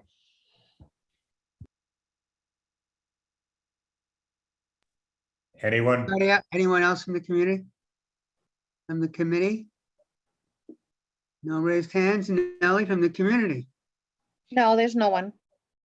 Well, then do I hear a motion? Motion to. Second. Okay. All those in favor? Aye. Opposed? Present, not eligible? And abstaining. Hi, and I just wanted to thank Phil, all your clients for showing up. It's not a lack of interest in what you're doing. It all sounds great, but we've got a fair bit of time pressure today, as you can probably. Oh, absolutely. We'll get out of your hair. Okay, but thank you. Thank you and good luck. Appreciate your all being here. Thank you and good luck, everyone. Okay. Number 13, 267 West 23rd Street, SYY 23 Inc. This is. Hi, speaking. Yep. Yeah. Hi, my name is Song. This place is for Bonjon. We had wine and beer license before we take over, and it was a corporate restaurant from 2018 to 2021. So they closed during the COVID, and we took over. So we are running it as a franchisee at the moment. So the location has no outdoor seating, no window, only soft background music. And we close at, I believe, 9 in the weekdays and 10 for Friday and Saturday. Okay. So I want to say one thing, sir, is that we say this often with people who come and ask for a 9 o'clock closing or a 10 o'clock closing. This is the opposite of the 4 a.m.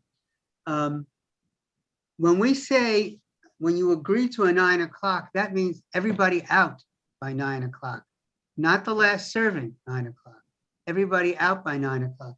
You might want to give yourself more flexibility. If you may want to close at 9, but give yourself some flexibility and say 10. So right? okay, 9 to 9:30, but gives you more flexibility. I see, I see. Can we do that right now or? Yes, do I have we to, we can do it now. Do you want to do okay, okay, 10 no and, problem. you want to do 10 and let's do 11? 10 and 11. Yes, that'll be better. Thank you. Thank you. Okay, Okay. thank you. And that means that all your customers have to be out. Your staff can be there later. Yeah, Yeah, staff yeah. can stay as long as they want, cleaning up, whatever they're doing. But customers have to be finished eating, drinking, dessert out by that time. Okay, no problem. Yes. Inga, Do you do delivery? I don't, We don't. Only from third party. We don't have our own delivery guys. but you do delivery.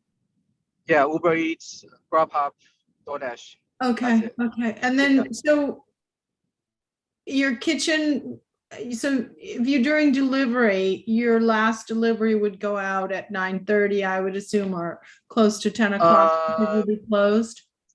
Oh, we are taking last delivery order at around, if we close at 9, we take it about 8:45. Yeah, that's we kind close the tablets. Yeah. Okay, all right. I was gonna suggest an 11 PM close rather than 10 for where you are on 23rd Street, but that's up to you. Okay. okay. Any other committee member? Anybody from the community, Nellie?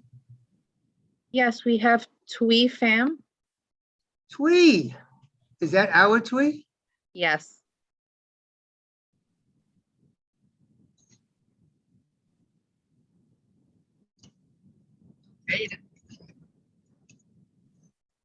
Yes, Welcome back. it's the one and only Twee fam.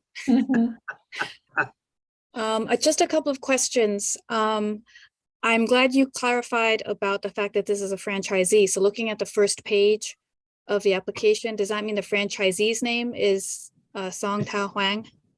Yes, that's me. Oh, okay. And I live right down the street, and I did notice that sometimes a couple of tables and chairs are set outside. So you're saying you never, I mean, as a franchisee, you hadn't done it? I mean, when did you become a franchisee? No, we haven't. We recently took over, so there shouldn't be any outside seating. And recently is what month? This year, January. Okay.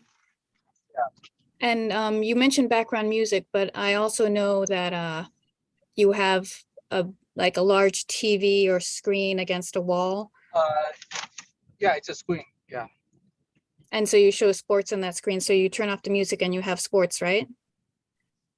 Yeah. Okay, so sometimes that will, but then you close at 10. So how does that work? Like if you do football or something? Oh, we don't do that. We just play whatever on a TV. We don't like. It doesn't have to be sports. So yeah. So you don't show football? I mean, sometimes we show news. Sometimes we show sports. Up to the manager over there. But it's never crowded over there. So you don't show football Thursday nights? We do.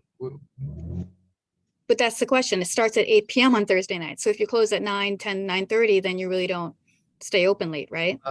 Because we're not picking up sales recently, so and the schedule is set up by Bonchon Corporate. They ask us to like open and close during this period. They want to unify the opening times. That's why that's the time we apply for. So based on this conversation today, where the committee suggested that you close later, does that mean you have to run it by corporate first? Yeah, I mean, we're still closing at 9, but if the customer wants to like sit a little bit longer, we let them stay maybe like 30 minutes later. Yeah, but we're still closing at 9. Like, No, see, that's not what the committee said. No, I'm sorry. That's not my understanding. It's not what the committee said. If it says you operations close at 9 p.m., all customers have to be out by 9. Yeah, that's why they gave me the option to go by 10 and 11. Right. So if you have the option. License. Yeah. I think what he's saying is they're going to stop serving at 9, But they'd like the option someone- not to throw people out and let them stay for, another hour if they want to. Right, and he just said as a franchisee, he has to run it by corporate first, correct? Yeah, but we're still telling the customer that we close at 9, but if there's someone sitting there, they want to stay for like 15, 30 minutes, we're not gonna tell them to get out, right? Okay. I would, all right. I mean, I don't know how you want your sales to increase, but if you're not going to show football, I'm not showing up. I mean, if you don't show sports, if you're not going to do that type of thing, then that's going to be problematic to keeping clientele. So that's just my suggestion. That's all I have. Thank you. Thank you, guys. I would go with the 11 p.m. close. 11, right? Yeah, 11. Yeah, I can talk to the corporates and maybe have them change the time. But right now for the application, let's do 10 during the weekdays and 11 for Friday and Saturday, right? Okay, we'll stay with that. Okay. Anybody else from the community, Nellie? Do I hear a No, motion? there's no one else. Okay, thank you. Do I hear a motion as amended? Second, Who made the motion? I Was that- did. Inga. Oh, I didn't hear you, Inga. I'm sorry. Okay. All those in favor? Aye. Opposed? Present not eligible? And abstaining. Okay, thank you. Thank you very much. Thank you. Okay, on item number 14, 383 West 31st Street, the Quick Pickle Pen. This is in the food court in Moynihan Train Hall. Hi, everyone. Jacob here from Jacob's Pickles. Hi. Do you want to present, or do you have a lawyer, or how do you do it, Jacob? So I'm representing myself here tonight. I can tell you a little bit about our concept. Some of you may know us from our Upper West Side location, Jacob's Pickles. We're a Southern comfort food restaurant. On the Upper West Side, we have a full service restaurant with a full bar. And we just recently had our 10-year anniversary. We're very excited to be a part coming soon to the Moynihan Train Hall. And for this location, it's a quick service, fan favorites, signatures from our menu being featured. I believe you have a packet that has our menu on it. Was it sent over already? Yes. And so we're only applying for this location, beer and wine license. And yeah, it's pretty streamlined operation, part of the Moynihan Train Hall. Bert, I don't have anything. I had that one question. You have capacity 400. Is that the whole hall, or is that the That's whole? yeah, I don't have on our, it's a counter. We don't have any seats or stools at our counter. Okay, so those, That capacity is the entire food hall, correct? gotcha. Thank you. That's what I thought, but I just wanted to be clear on that. I don't like to make assumptions and then be proved. Right. Okay, anybody else from the committee? Anybody from the community, Nellie? No, there's no one.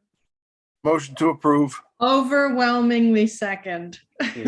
We need you down Thank you, here. Inga. A Thank you. celebrity in our midst. Thank you. Okay, all those in Thanks, favor? everyone. Aye. Opposed? Present not eligible. Okay. Good luck, Jacob. Looking forward, everyone. Thank you so much. See you in a couple of weeks, hopefully. Okay. Item All right, bye. 15, 609 9th Avenue. Hibiscus Mexipro.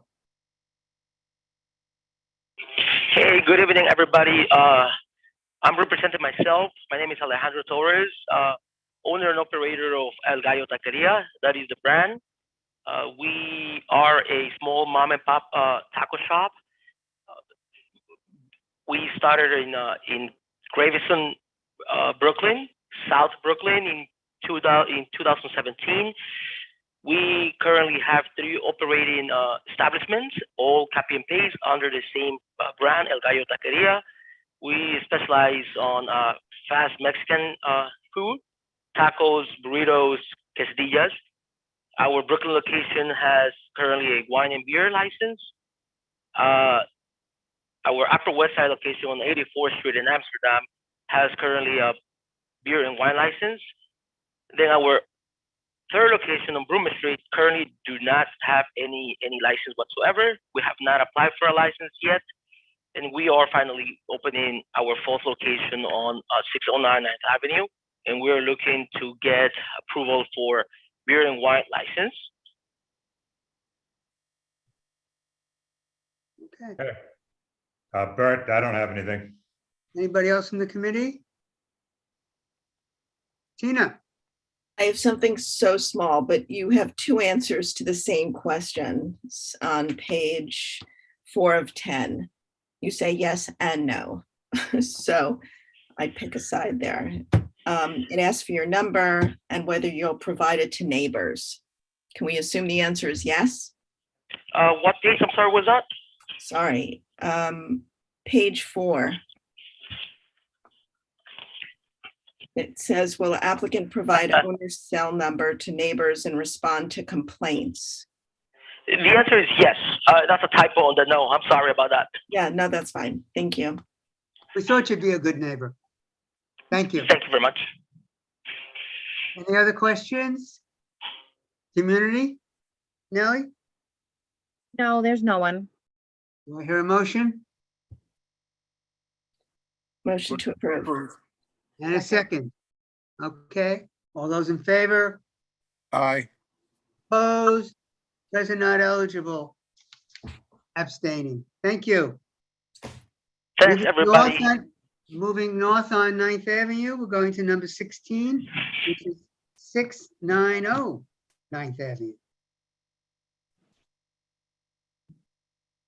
DD Soup Dumplings. Yeah, hi. Hi, Yeah, David. hello. Yeah, this is Sudan from DD Soup Dumpling. Yeah, we just took over this restaurant. We're going to open the soup dumpling. Yeah, and there's my attorney James. James Wang's here. Yeah. Do you want him to speak or you want to speak? No, yeah, he represent for me. I see him. James? Yeah. Hey, Jim. James, you're on mute. Okay, now you're good. Say.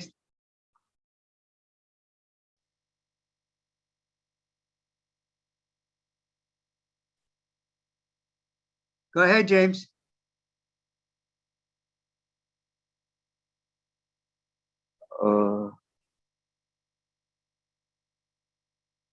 There's no voice, right? No, we can't hear you, James. So David, maybe you want to speak. Yeah, I can speak. Yeah, this was a restaurant, and then a Italian restaurant before, but they closed down during the pandemic, so we just took over, and then we're going to make the soup dumpling. Yeah. David, we had another applicant for this space, I think last month, an Italian place. Are you taking it instead of them, or what's happening? Yeah, they couldn't hire people, and then they just closed down, and then we just rent the place, and then they will drop their application, and then we're going to open it. Okay. We're going to apply. Yeah. Because they were pretty far along. I mean, they had signs up and everything, but they're definitely not opening. Yeah, they couldn't hire the people, and then they retired, so they just rent us. Yeah. Okay. One issue we had with them was whether there were going to be tables on the sidewalk, because the sidewalk is very crowded there. Are you going to have any outdoor seating? Yes, but I think only summer, right? It's cold there. But I think in summer we will put because all the streets, the health kitchen, they all put the table and chair outside. We will do the same thing. Yeah, but not a lot, maybe like 2 tables. Yeah, so let me tell you the issues so you don't cause the same problems they did. There's a fire hydrant in front of your storefront. So you need to leave 8 feet between the fire hydrant and any outdoor tables. Okay. Yes. And then the other thing they did, I guess the sidewalk is a little uneven there. Yeah. So they built this plywood platform. Yeah. And you can't do that. The Department of the open restaurants rules say, no platforms on the sidewalk. Yeah. Oh, okay. Thank you. I would took that away. Yeah. Yeah. So if it's still there when you take over, take that away and make sure there's 8-foot clearance from the fire hydrant.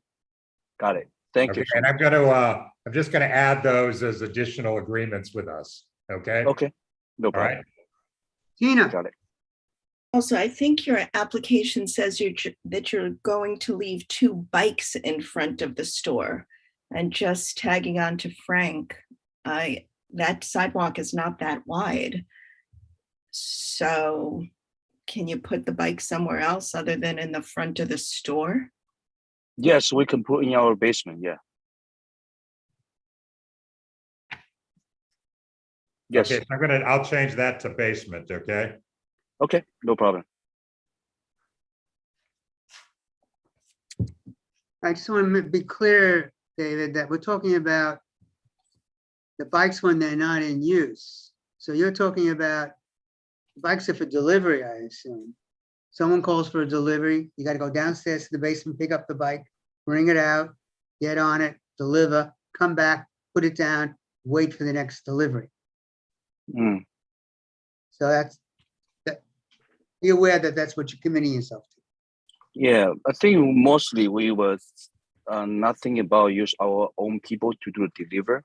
We will maybe like use the Uber and the Groupon and those like outside deliver company. Yeah, to do that. Because the issue Tina raises about the sidewalk, it is a narrow sidewalk. Okay. But if you had some tables out there and the bikes, you need at least 8 feet for people to walk by. Okay, I put this at attention.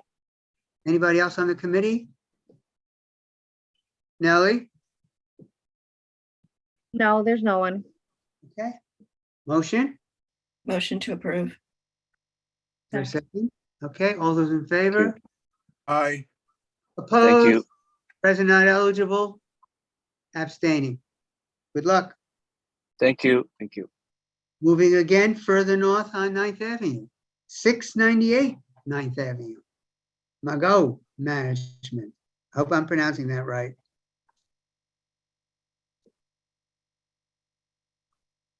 Is anybody here from Mago?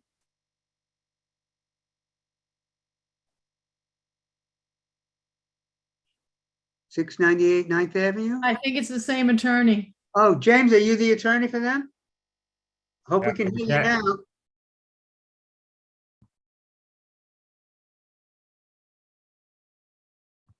Can you call in? Can you use your phone? And The applicant is here. Hello. Is it- Hi, everyone. My name is Hao Donggang. It's a Chinese restaurant in the city. Go ahead. So, I just can speak a little bit English, so I have the translation for James.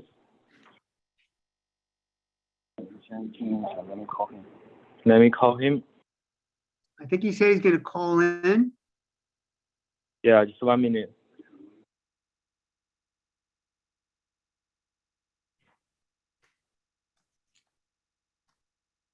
Why don't we do the next one while Jim calls in and then we'll come back to you. Okay, 476 West 24th Street, Nicole Squash. This is in a squash club. Hi there, everyone. Can you hear me? You can, Jesse. Oh, go ahead. Hi, thank you so much for having me. Yes, we are a squash club. My husband and I opened up a squash club September 13th of last year. After operating in Manhattan for 9 years at various other private squash clubs, we are a public squash club. We're one of a kind in New York City. And we have a growing membership, and we would like to serve our members with offering beer and cider post-play. I'm new to this, so please feel free to ask any questions and lead me in the correct direction. So you're located in the MEMA building near the Signature Theater? Exactly, yes. If you're facing the signature, we're right on the left-hand side, ground floor. Okay, all right. And so what do you actually have? Do you have squash courts there, or what do you? We do, yeah. We have 4 squash courts, and so you walk in and we have our reception area and 4 squash courts line the right-hand side. And then behind the reception area and wall, we have a training space. Okay. So just a couple things on your stipulation form. You didn't indicate you're gonna, you didn't circle any kind of music. Do you have any music in there, background music or anything? We do have background music on occasion when we're training, in particular with our junior program. Okay. So I'm going to circle background music then for you. And Thank you. And then the it's a little different because you're a squash court, but the closing hours really mean, there can be no alcohol around anymore after 10 p.m. as you put down on Monday to Friday, and then 8 p.m. and 6 p.m. Saturday and Sunday. Is that what you want, or do you want to make it consistently 10 p.m.? You don't have to. No, it's in line with our closing hours. Okay. We're not really looking to serve the general public. It's really largely the folks who come in to play squash with us. Just wanted to say you're closing earlier on Saturday and Sundays than on the weekdays. Yes. Okay, just wanted to make sure you knew that. Thank you. That's all I have, Bert. Because Frank raises that question because it's unusual. It's usually the other way around. Yeah. As Well, you've come play heard, if squash you've been on here and since maybe it'll 6:30. make sense. Okay. Okay, I see Mike. Thanks, Bert. Yeah, say I'm curious about the way you run this business. Do you have instructors there, or do people just walk in and play squash? Both. We do have instructors. We have world-class coaching. My husband is former world #1 for pretty much the longest period in modern history, and he coaches there and through to our more junior level coaches. But then we also, have membership, but we have what's called paper play, so people can walk in off the street and come play squash at the lowest price in Manhattan. What's your husband's name? Does it end with Khan? No, but that's a long lineage of great Pakistani players. His last name is Nickel. Okay, Mike, thanks for demonstrating your knowledge of squash. Well, I used to play. Okay, no, Bert, I was a player. I played everywhere. Come play at Nickel Squash. All about you. Okay. Any additional questions from committee members? Okay, from the community, Nellie? There's no one. Okay, do I hear a motion? Mike, would you like to make a motion? As a squash player? Motion to approve. Okay, second? Second. Okay, all those in favor? Aye. Opposed? I would just like to say thank you quickly to Nellie. Thank you, Nellie. Present, not eligible, and abstaining. Okay, we had to do the full vote there. Okay. Sorry. Thank you. Thank you, Nellie, for all your help. Okay. Okay. Thank you. Thank you. James, are you on the phone now? Can't quite hear you. Nellie, did he call in the right number? Can you tell him what the number is? I will email him the information again. Okay. This is the last wine and beer license. And then we're moving on to category 3, which is the new liquor, full license. Somebody's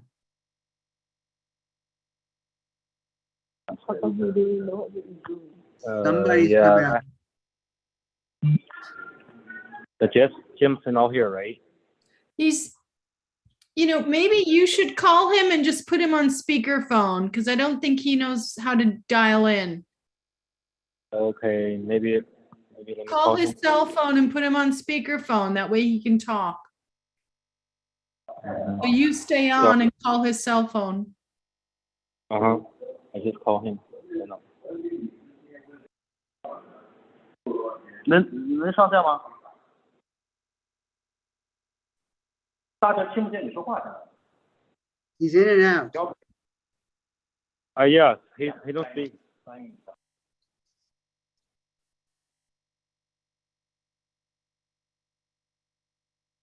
Okay, 1 second. So Tim said you guys haven't allowed him to join the meeting yet. He's trying to call in, dial in.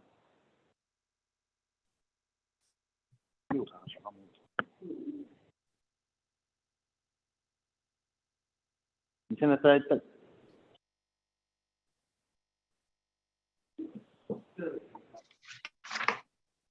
phone number is said again, 718 216 9056. He's trying to dial in. With his wife. He's on the line. Oh, Jim said you unmute him currently. So if you can unmute him, he could speak right now. He's not muted. He's not muted? Jim. No. And we can't hear him. He may have to log off and log back in or dial back in. He can't be on camera and dialing in at the same time.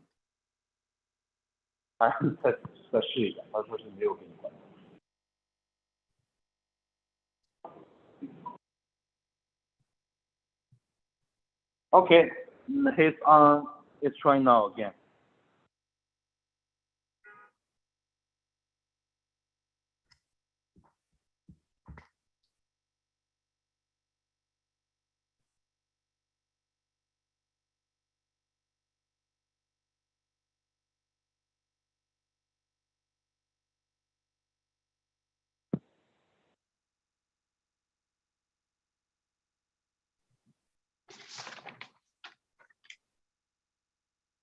Doesn't seem like we're having success here.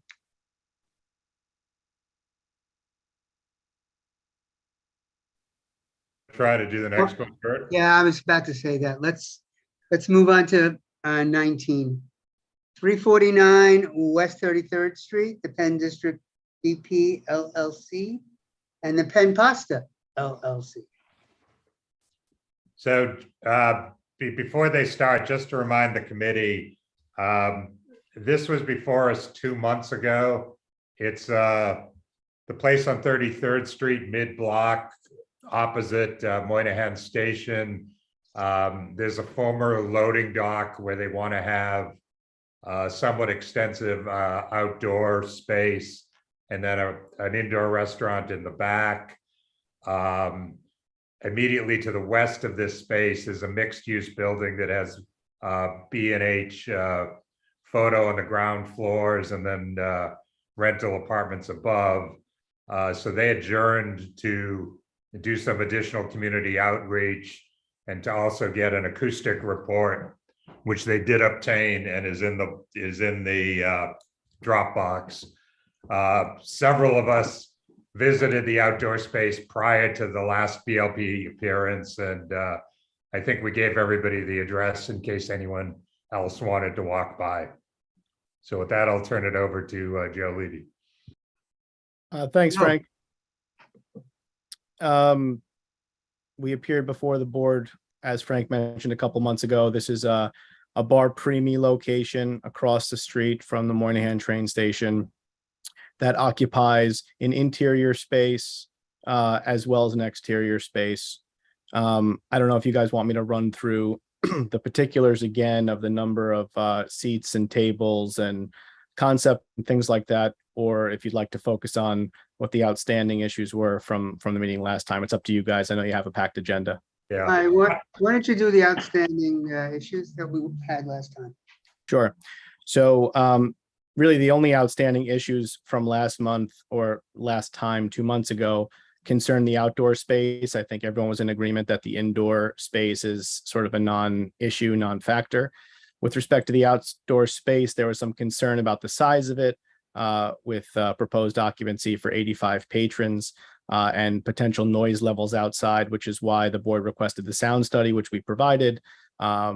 Hopefully anyone interested had a chance to review that, take a look at the sound study, the decibel reading levels at the other bar preemie space, as well as Locan de Verde, as well as had a chance to review the recommendations from the sound engineer, which we are 100% interested in adopting, and I'm happy to make that part of the stipulations. If you recall, part of the outdoor space is enclosed in that glass structure, and then there is part of it that is open. However, there will be foliage, umbrellas, awnings, things like that to dampen the sound. So with respect to the outdoor space, again, we have the sound study, which was provided. Part of the recommendations of the acoustician who did the study was that to maintain compliance with New York City noise codes, that we reduce the occupancy of the outdoor space come 10 p.m. to 55 persons, which is something that we are open to stipulating to and happy to. That with the combination of the previously agreed to in principle stipulation that the outdoor seating area in total would be just seated service. We're not talking about a scenario where there will be people filing in behind a bar or a holding area, so to speak. It will just be seated service outside, which should also minimize the impact, minimize the noise. We're happy to stipulate to that as well to allay those concerns about noise. Okay. I should add that this came in late, so it wasn't in the Dropbox, but the applicant submitted a letter from a couple who live in the same building as Bar Primi, which says, my husband David and I have lived in the same building as Bar Primi, which again is the other location in the East. Is it in the East Village? Yeah, it's on the Bowery. And again, apologize, that was late in. Those folks weren't available, and I figured that would be the most impactful people to hear from, because they're literally right upstairs. But they've lived upstairs for over 5 years, first as rental tenants and now as co-owners of the building with Bar Primi. We're happy to share that we've had a fabulous relationship with Bar Primi as neighbors and friends, and their presence in our building, our block, and our neighborhood is immensely positive. Gladly lend our support for these plans. They have a management team and a wait staff of consciousness, hardworking, and friendly employees. And the patrons they attract are similarly good people. They're thoughtful, highly capable operators.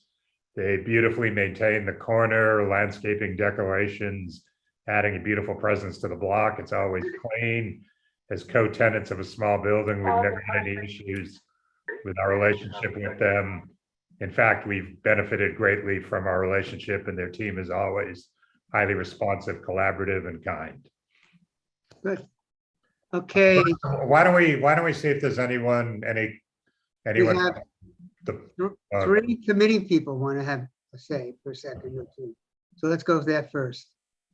Inga, Jesse, Kerry. Inga, you're muted. Sorry, Frank, is this the place we went to years and years ago when they first had just the outdoor space? Yeah, I guess you weren't here for this meeting. Yeah. So they used to have food trucks there. Right. Yeah, so it's that same area. Okay. So we actually approved it with the food trucks. With the benches and the little, So this is now going to be this is now going to be a brick and mortar restaurant in the building in the back. They're going to enclose about a third of the loading dock area. Okay. The building fully enclosed, and the front 2/3 are going to be outdoor seating with sort of a bar in the middle area, and then a sort of front entrance. But this is the north side of 33rd Street. Okay. All right, thank you. I thought it was the same space. Yeah. Just, yeah. Yeah, Okay. I forgot you weren't here for the first meeting. No, sorry, yeah. Jesse? Thank you. Kerry. Jesse, you're muted. Sorry, I'm just wondering in practicality how you guys will know, if your music level is at or below the decibel levels recommended here in the report. What did they give you an actual number? No, serious. I mean, it's sort of silly, but to say we're gonna make sure our music is below a certain decibel level, did they actually instruct you on this is these are the speakers and this is what the level that it needs to be set at? How will you comply with this? That's all I want to know. That's a good question. And they gave us guidelines, as well as they recommended that we use a sound limiter to make sure that the music stays under a certain level, which we will do. As far as actually picking speaker types and placement and stuff like that, it's too premature to do that because the space is still Makes sense. That makes sense. massively under construction. But we do intend to utilize their recommendation of a limiter, as well as to keep a sound engineer involved in the process as we're building, to make sure we're doing that in the least impactful way possible. Great. Thank you very much. Carrie? Thanks. I'm really sorry. I'm struggling to open the application again. Can you just remind me what are the outdoor hours the same as the indoor hours? Yeah, the original proposal on our application was to have a 2 a.m. close across the board, indoor and outdoor. And that was another thing we spoke about last time, because this is not the norm. Obviously, the board has guidelines with respect to outdoor hours. This is different. This is not necessarily a rooftop, and it's not necessarily a sidewalk. It's within the property line, and it's in a kind of an interesting location. We are potentially open to the idea of talking about lessening those hours somewhat, in conjunction with the idea of lessening the occupancy, as was a recommendation from the sound report, which we're happy to do. So are you looking for us to suggest hours, or do you want to suggest some hours for the outdoor space? Well, I can tell you that with respect to the outdoor space, like I said, we're happy to lessen the occupancy past 10 p.m., which is what the sound engineer recommended. We're happy to do that. With respect to hours on the outside, I've spoken to my clients who are the operators, and they're willing to go as low on the outside as midnight during the week, 1 a.m. on the weekends. Joe, that 1 a.m. is still tough. How late is the outdoor seating at Bar Primi open? The original Bar Primi. Well, the original Bar Primi that right now utilizes the open restaurants program is open in line with the hours for open restaurants, which is, I believe, 10 and 11. Well, right, but before that, they had a DCA authorized sidewalk cafe. Yeah, I'm not sure what the closing hours were there in the pre. I find it hard to believe it was 1 a.m. Well, those would be the city maxes at the time, but I don't know. I can't tell you exactly. Yeah, I don't think the city max ever allowed. I don't know. I'm generally supportive of this, but the 1 a.m.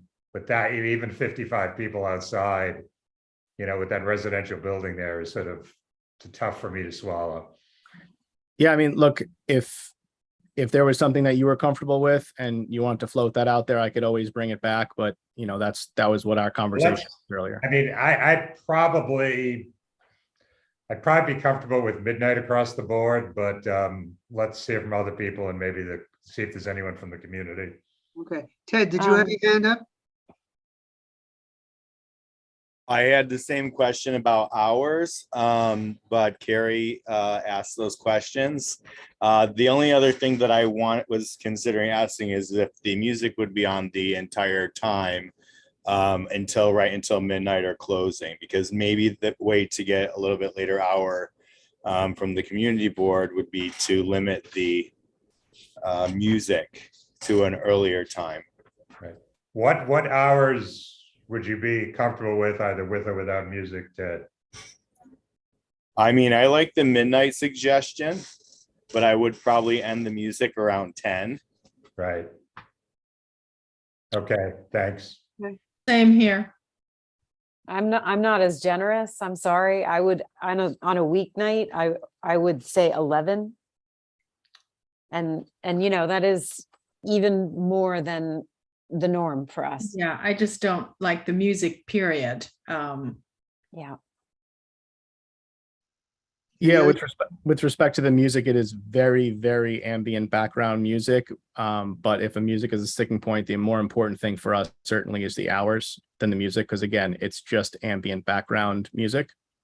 So if that becomes a sticking point, we're happy to sort of try to achieve the maximum outdoor hours we can here, because that's the really important piece for us. We don't believe the music's going to be much of a factor other than, mood background. People are going to be loud. Yeah, Joe, I have to say, it's rare to get an acoustic report that actually acknowledges that 85 people is probably going to violate the noise code. I mean, that's not even, and we're talking about the noise code. We're not talking about what people, actually hear. It's what rises to the level that it, violates the law. And that's, reducing it to 65 to get under that is nice, but, being at 85 and being concerned that you might be violating the noise code means it's pretty noisy. Well, I mean, a couple of things you could see in the report, the way they tested, to make sure that it's, within the closest window or however they do it. And there's also kind of a generally louder ambient noise in this particular neighborhood anyway. So, I hear what you're saying, but I don't know what I can do other than try to get to a happy medium by limiting capacity, limiting other noise factors, and installing whatever kind of sound baffling equipment we can to try to minimize any kind of impact on the community. And again, where it is on that corner across from Moynihan train station with 9th Avenue right there, it's not exactly a small, quiet side street. Okay. Let's, Bert, Pretty quiet at night. Okay. let's see if there's anyone from the community, and then we can Right. just further. I want to just hear that, though we may not agree on the exact hour, we all seem to be saying we want reduced hours at night. So we can't Reduce come to a capacity hours. consensus. We hear to midnight, 11 during the week, midnight on the weekends, midnight all 7 days, but reduced hours. That I'm hearing loud and clear.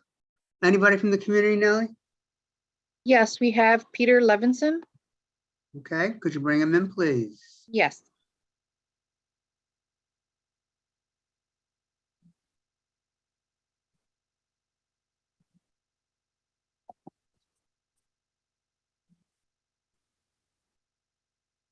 Hello, thank you for letting me speak. My name is Peter Levinson. I'm one of the principals of the Kybal Company. We own 360 West 34th Street, which is the old Sloan House, and also the adjacent building on 9th Avenue, which is the storefront for B&H Photo. We met numerous times with the Bar Primi people. I must say their presentation was quite impressive, and their and the relationship that we thought we had and the dialogues we had, we thought were productive.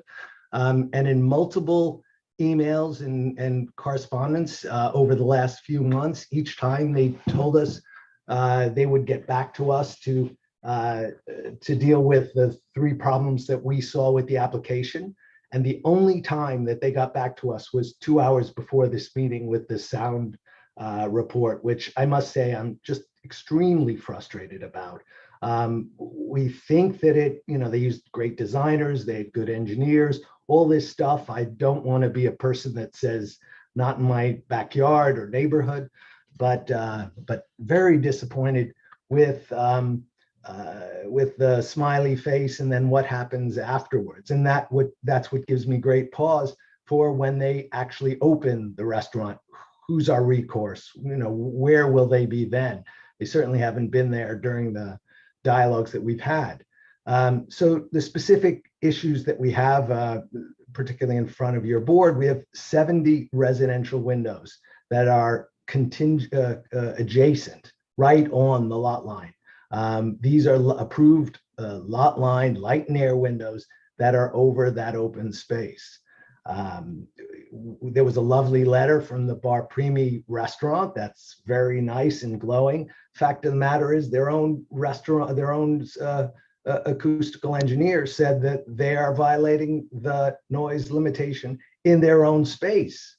So there's a disconnect between the report and the letter.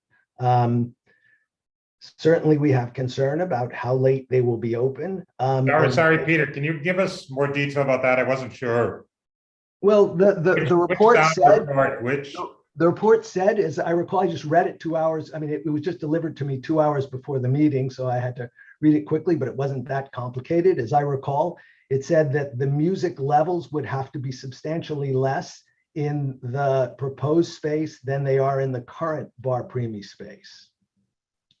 And they went on to say also about the diminished number of people that they'd have to have 55 to meet those levels.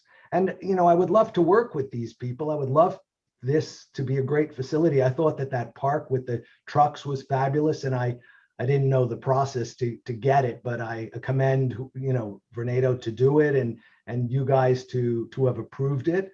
I'm not against a restaurant, but not to the extent that it's going to be a hardship for all our residents who frankly have just been through hell during the construction of Moynihan Station, which we're quite appreciative that we're at the end and that it's a beautiful station, but they've been through the mill through that, and so now they're on the home run, and they have lovely homes in a wonderful neighborhood, and to have 70 residential windows at at what could have been 2 a.m. and then they said it'll be 1 a.m. and God knows what it will be, and when the music will be over, and what the restrictions will be, and who will be the policeman for this. That's my concern. And we have some just other structural concerns which they haven't satisfied, which maybe is not the preview of your committee, but we have local law 11 obligations, so we need to every 5 years we need to get over that space, and we need to do exterior wall work, and an open restaurant makes it enormously complicated without any agreement before they start that yes, we can do this, yes, we'll be able to do this or that, or how it will be done, because I can see the nightmare scenario of 5 years from now we've got to repair the wall and they want us to buy out the restaurant or something. I mean, the open bar. There's some very significant concerns, and I'm just disappointed that we didn't have an opportunity to resolve them, or they didn't resolve them, or they didn't try to resolve them before this meeting, other than sending it. Thanks, Peter. Nellie, do we have anybody else? There's no one else with the raised hand. Okay, Peter. So I guess what confuses me a little is, part of the reason we adjourned was we urged the applicant to reach out to the residents in your building. And I think they've tried to do that. I think they were even out front gathering signatures. We asked them to put signs up on 34th Street. So it was more likely your residents would see them walking by. And we haven't heard from anyone who actually lives there. Yeah, well, I guess I suppose one of the reasons is people live there they're young people. They live 2, 3, 4 years. I mean, most of the people don't live, they're not longtime residents, but I don't know if that's a reason why you can disturb them for the period of time that they're there. No, I wasn't suggesting that. I'm just saying, we ordinarily, sort of hear from, at least some concerned people. So, which is why we urged the applicant to, spend another 2 months doing this kind of outreach. Yeah, I didn't know. I certainly would have done that outreach if that was meaningful to your group. And frankly, when the it was just an observation. That was all. Right. No, but I probably would if I thought it was going to be confrontational. If I thought that the applicants were going to make a meaningful have a meaningful dialogue and come back with meaningful suggestions to us. We really didn't think it was going to be adversarial in any way. And we would have had our tenants, and I would have asked the tenants and said, hey, look what's coming. These are young, they're young people, and they are probably not, they're not tuned in to wait 3 hours on the phone to sit before item 19, I can tell you. Okay. But I've been intimately involved with that building, quite proud of the conversion, and disappointed that we really haven't come to some meaningful compromise. Oh, and believe me, we've been concerned about it going back to the food trucks, as Inga noted. They're great. Daytime. Visited. I think I've been to that space at least 3 times. Yeah, I ate there myself, but it was daytime. Have a great time. Put 100 there. Put 138 seats all day long. Perfect. All right, but 10, 11, 12 at night with 70 residential windows above is not the food trucks. It's not the daytime park or the evening park. No. As you're hearing, we have we have concerns about your building. That's why, we urged the applicant to have as much of a dialogue with him as they did. Yeah, I appreciate All it. right, so Bert, I guess we go back to the committee and see what people think. Where we are. Any further comments? Carrie? Sorry, first, I just want to say, I really appreciate the work that you've done and getting the report and everything that, we did ask you to do and that you did. My recommendation would be no amplified sound or music past 10 p.m. Closing at 11 p.m. on, I'm going to get it wrong, Sunday, Monday, Tuesday, Wednesday, and 12 Thursday, Friday, Saturday. Just a point of clarification, that's for the outside, right? Correct. That's the outside, yes. Any other committee members? Yeah, I just think they should have no music whatsoever. We all know that any music outside, people talk over it. We shouldn't be outside music. It just adds, it's not necessary. And I think the capacity should be reduced, the amount of people. So a couple things, Inga, if there was no music, what closing hours would you be comfortable with? You're on mute, Inga, again. Sorry, I quickly muted myself again. I just don't know about outside midnight. It's still there. I don't know. Would you be okay with the 11 and 12 that I think that's okay. But no music and reduced capacity outside. It's just, I mean, when we went there before the food trucks opened up, we were very concerned about that building. That was a big thing. So I think they have agreed to the capacity numbers in the sound report, which is 85 people up until 10 and 65 after. Would you want it lower than that? Yeah, I would do 50 after 55. I think, yeah. All right.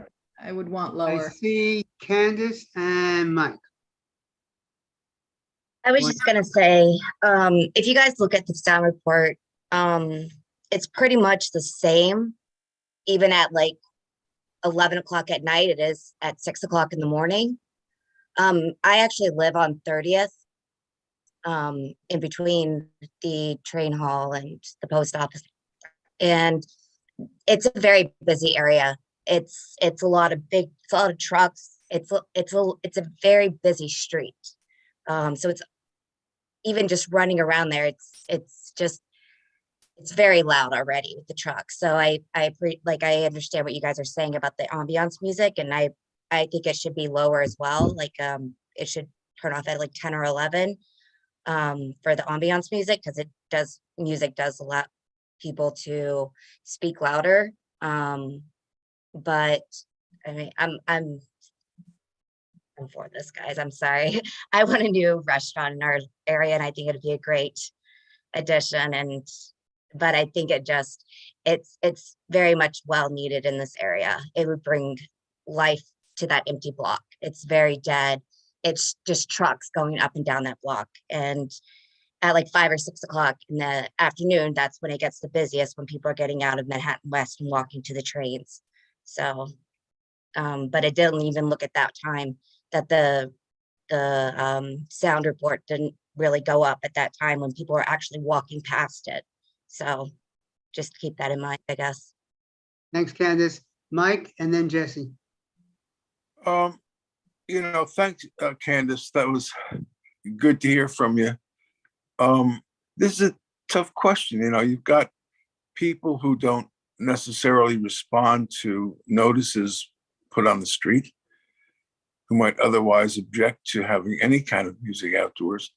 And I just want to, I asked, Frank and Bert, what's our policy generally with respect to outdoor music? I forget how it's phrased, but it's rarely approved or disfavored, or we ask them not to do it, but we resist it for the reasons people have noted. It's hard to control. the levels once it exists. And, you know, it just becomes a cycle. People talk louder to be heard over the music. So the music gets turned up, people talk louder. Yeah, so that's what we've got to reconcile here. You know, how valuable is this place to the community? And how much noise do we expect those folks across the street to endure? It's not So- folks across the street, Mike. It's folks next. It's right there. Across It's the right- street is it's Across Moynihan. the street is Moynihan. Okay, It's what? Jesse, All right. and then Ted. I mean, I think I want to back up Candace here. I appreciate Candace, you speaking up for an area that really is dead at night, and certainly, you know, feels, you know, you might feel trepidatious walking through late at night by yourself, and to bring some life back into this area will be a good thing for the community. I do, you know, recognizing that no one from this large building next door has come here is important too. I think the only thing, you know, I would say is, could we add into the STIP, hey, you know, let's give it, you know, would you guys stipulate to coming back and, you know, after 6 months of operation or a year after operation, if you're getting complaints about noise, we know, okay, step one is we're going to cut the music, you know, like, let's give it a 6 month trial run, a year trial run. And if we're getting a lot of complaints about noise, you know, your role will set a time that you're going to absolutely come back within 6 months and give the folks who live there an opportunity to come and speak up if they're having issues. Okay, thanks. Ted. I mean, I hear a lot of people saying, oh, it'd be great for the neighborhood, this and that, but remember, they are open indoors until 2 a.m. Correct. It's not like we're just gonna cut their doors down at midnight. A thing to take into consideration too is, like, if you go to Madison Square Garden and you had some beers and you're leaving, walking home, and you want to get a bite to eat and you're feeling good, you stop by here, you're having some drinks, whether music's on or not, you can be pretty loud or rowdy. So I understand the sentiment that Candace is saying, but I also support the idea of not having music or having it be done by 9 or 10, and then letting them stay open till 11 or 12. That's my point of view. And they have an indoor restaurant. Yeah. I guess the thing, and people have heard me say this before, the thing we have to keep in mind is Vornado is going to rent this to someone, and it's going to be a bar/restaurant.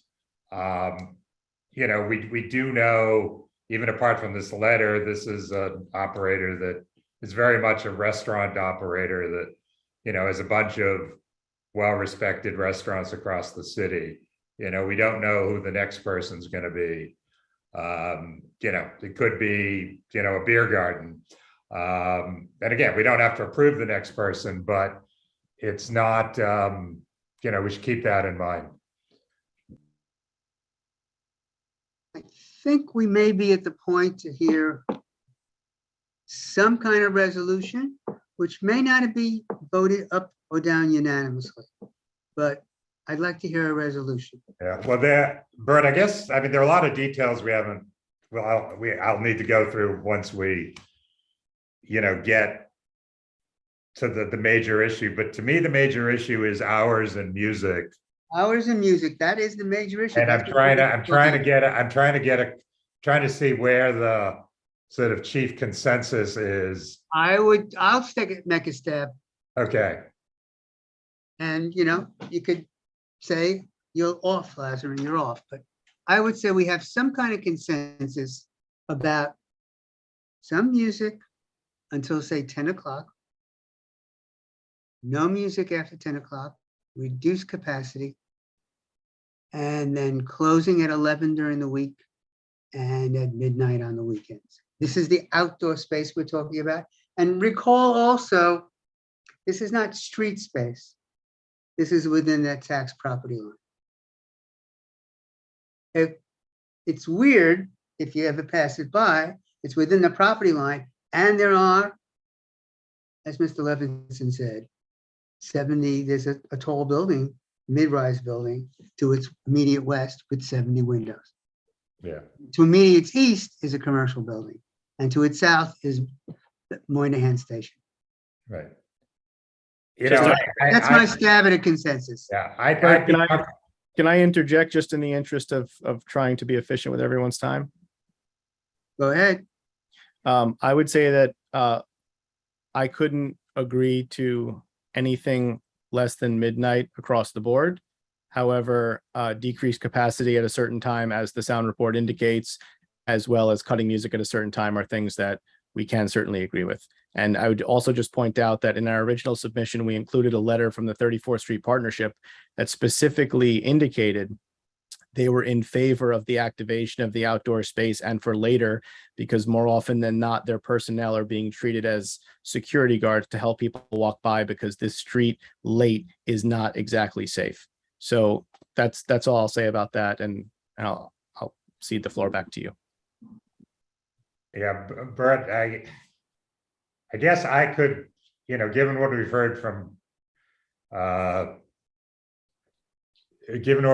Candace and Jesse about the block and having seen it myself, you know, I guess I could live with cutting the music off even earlier, say 9, and going to midnight. But again, I certainly understand the sentiments in the other direction, and I recognize midnight is 1 to 2 hours later than our, you know, usual recommended hours. You're suggesting midnight 7 days a week and music 7 days a week ending. I'm just throwing it out there as, you know, sort of the. I hear it. Let's see if it's caught. I would be supportive of that. I think it's one of the chief concern here is noise. I think reducing the hours of music helps to mitigate some of that. Our previous conversations around music just contributing to people talking louder in general. You know, I would have preferred 11 for non-weekend nights, but if that's the trade-off, then that's, you know, a trade-off I could live with. And sorry, so it's midnight across the board. Sorry, just every night of the week is midnight is what? And so, all right, so let's see who would support this. Midnight, every night of the week, music off no later than 9 p.m.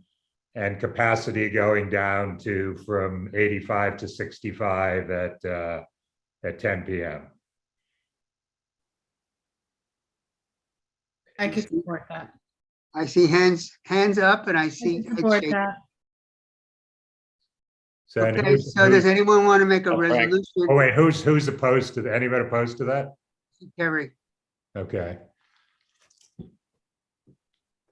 All right. Joe, there's a bunch of things we covered last time on the STIP form. I really don't want to spend 20 minutes doing it now. Can we, you know, talk and make sure we're on the same page in good faith? And I'll just summarize the major STIPs. So the major additional STIPs would be all alcohol service and outdoor space will be to seated patrons only.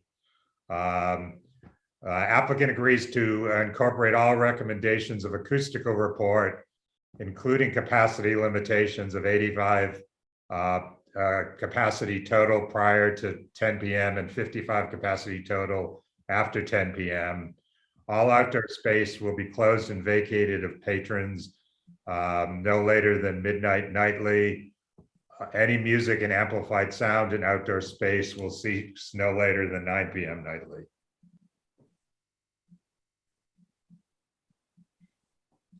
Joe, you okay with that? Yes. Okay. Can we have a resolution incorporating that seems to be consensus, almost consensus? Motion to approve. Is there a second? Second. Okay. All those in favor? Aye. All those opposed? All those abstaining? Present, not eligible. Okay. Okay. All right, Joe, can you give me a call tomorrow and, you know, we'll go through the minutia. There were just a lot of changes we made in terms of numbers and things 2 months ago that I want to make sure we're still on the same page about. Yep. No Okay. problem. I'll call you Thank tomorrow. you. Thanks. Can we go back to number 17, James? Right now you hear me, right? Now we can hear you. Okay, thanks. Okay, so, let me start. Okay, so they will be the Chinese restaurant. The hour will be 11 to 12, 7 days a week. Just the background music. They do have another restaurant in Community Board 2. I mentioned on the full application. So we are here to glad to answer any question if you have. James, are they going to use any outdoor space? They are there. Sidewalk, roadway, anything? They are there. I don't know why they left. God. They're here. They are here. Let me in. Yeah. No, it's now outdoor right now. No outdoor space? Yeah, they said no. Yeah. No outdoor space. Yes. Yeah. Okay, so we'll add a stip that says the application does not extend to any outdoor space. Okay. Okay. Yeah, this is one of those applications though, where they said, no, we will not use outdoor space, and then go down. Will the applicant close the outdoor space at a certain time? They said yes. Because they confused. I think for sidewalk, yeah. It confused me. It confused me. Yes. That's why. So it's clear, no outdoor space. Yes. Okay, Tina? Sorry, I think in this application, I wasn't able to pull it up too quickly. You also say that you're going to have 2 bicycles out on the street, if I'm not mistaken. And again, that space on the sidewalk, it's really tight and crowded. So can we put the same stipulation in as we did in the former one? 他说自行车，你要不要自行车？ Sorry, which was? 送外卖，对你，他不让你，他这太窄啊。不是，就是你门前啊。他说你门前你不送外卖，自行车放哪儿 Using an outside delivery and keeping their bikes in the basement. Okay, let me answer them. Yeah. Okay. So they said they don't have the delivery by themselves. They hired a Uber or Eater, something like this. So they don't have the self guy. No. All right. So we'll. This means they're going to use my mistake. No bicycle. Party delivery service. Yes. Yes. They don't use the bicycles. Yeah. The other deliveries, the outside deliveries. Okay, very good. I want to thank you, James, for persevering and finally coming through. Yeah. Okay. Any other questions from the community? There's no one. No, not yet. Okay, not yet. Motion to approve. Is there a second? Second. All those in favor? Aye. Aye. Opposed? Present not eligible? Abstaining. Thank you. Thank Good you. luck. Good night. Thanks. Thank Good you. luck. 2 more items on the agenda, and it's 9:04. Item 20, 350 West 50th Street. The Barry's Grill, New York Midtown LLC. Is the applicant here, their lawyer? Yes, I'm here. Can you hear me? Hello? Can hear you. Now I think I'm unmuted. Good evening, everybody. Good to see you all again. Right, you've been here before. That's right, sir. We had met last month. Should I see some new faces, so I would present the restaurant again very quickly, and then maybe go over where we got stuck. The restaurant is Byers Grill. They have 6 locations in Miami, soon 8. I sent over a link that shows the current location so that the people would have an idea of the kind of look and ambient of this restaurant. It's going to be a high-end Argentinian steakhouse experience. That will be, in my humble opinion, a great addition to the area. It's the store left vacant by Ban. That was a popular Korean restaurant that closed because of COVID. It's been there for 20 years. And it would add beauty to both that part of West 50th Street and the plaza, Worldwide Plaza, which was a bit left in a vacuum during COVID, which was filled by a bit of unpleasantness since nature hates vacuum. I did have a very positive conversation with the Block Association. I believe that the Block Association did reach out to you after the meeting we had, I think last week. I was in London. I think I'm quoting them when they said that they would support our outside seating. They were actually happy with letting us have as many as possible. The thing that we discussed last week was indeed those seatings. So we had submitted a tentative outdoor seating plan that some member of the community believed believed was wrong in showing the road seating, since it's a non-standing area. My answer was, gentlemen, I refer to the architect, and it turns out that the community was right and the architect was wrong. And so we have submitted to the Block Association a different floor plan, which was shared with you also, I believe. I hope. I mean, it was certainly sent. And shows tables on the sidewalk adjacent to the restaurant on West 50th and tables on the plaza. Now, the tables on the plaza is really the most optimistic scenario. As you know, this is a private plaza. There is easement that have to be respected, and also we need to have the agreement of the landlord. In the first tentative floor plan, we had indicated what we thought to be the more reasonable solution. Now we went for the most optimistic, since it seems that the feedback that I received from you last time and from the Block Association was try to put as many tables as you can in the plaza. So that's what the architect designed. We did already agreed to the fact that there's not going to be any music outside, door closed at all times. The music inside is just for background ambience music.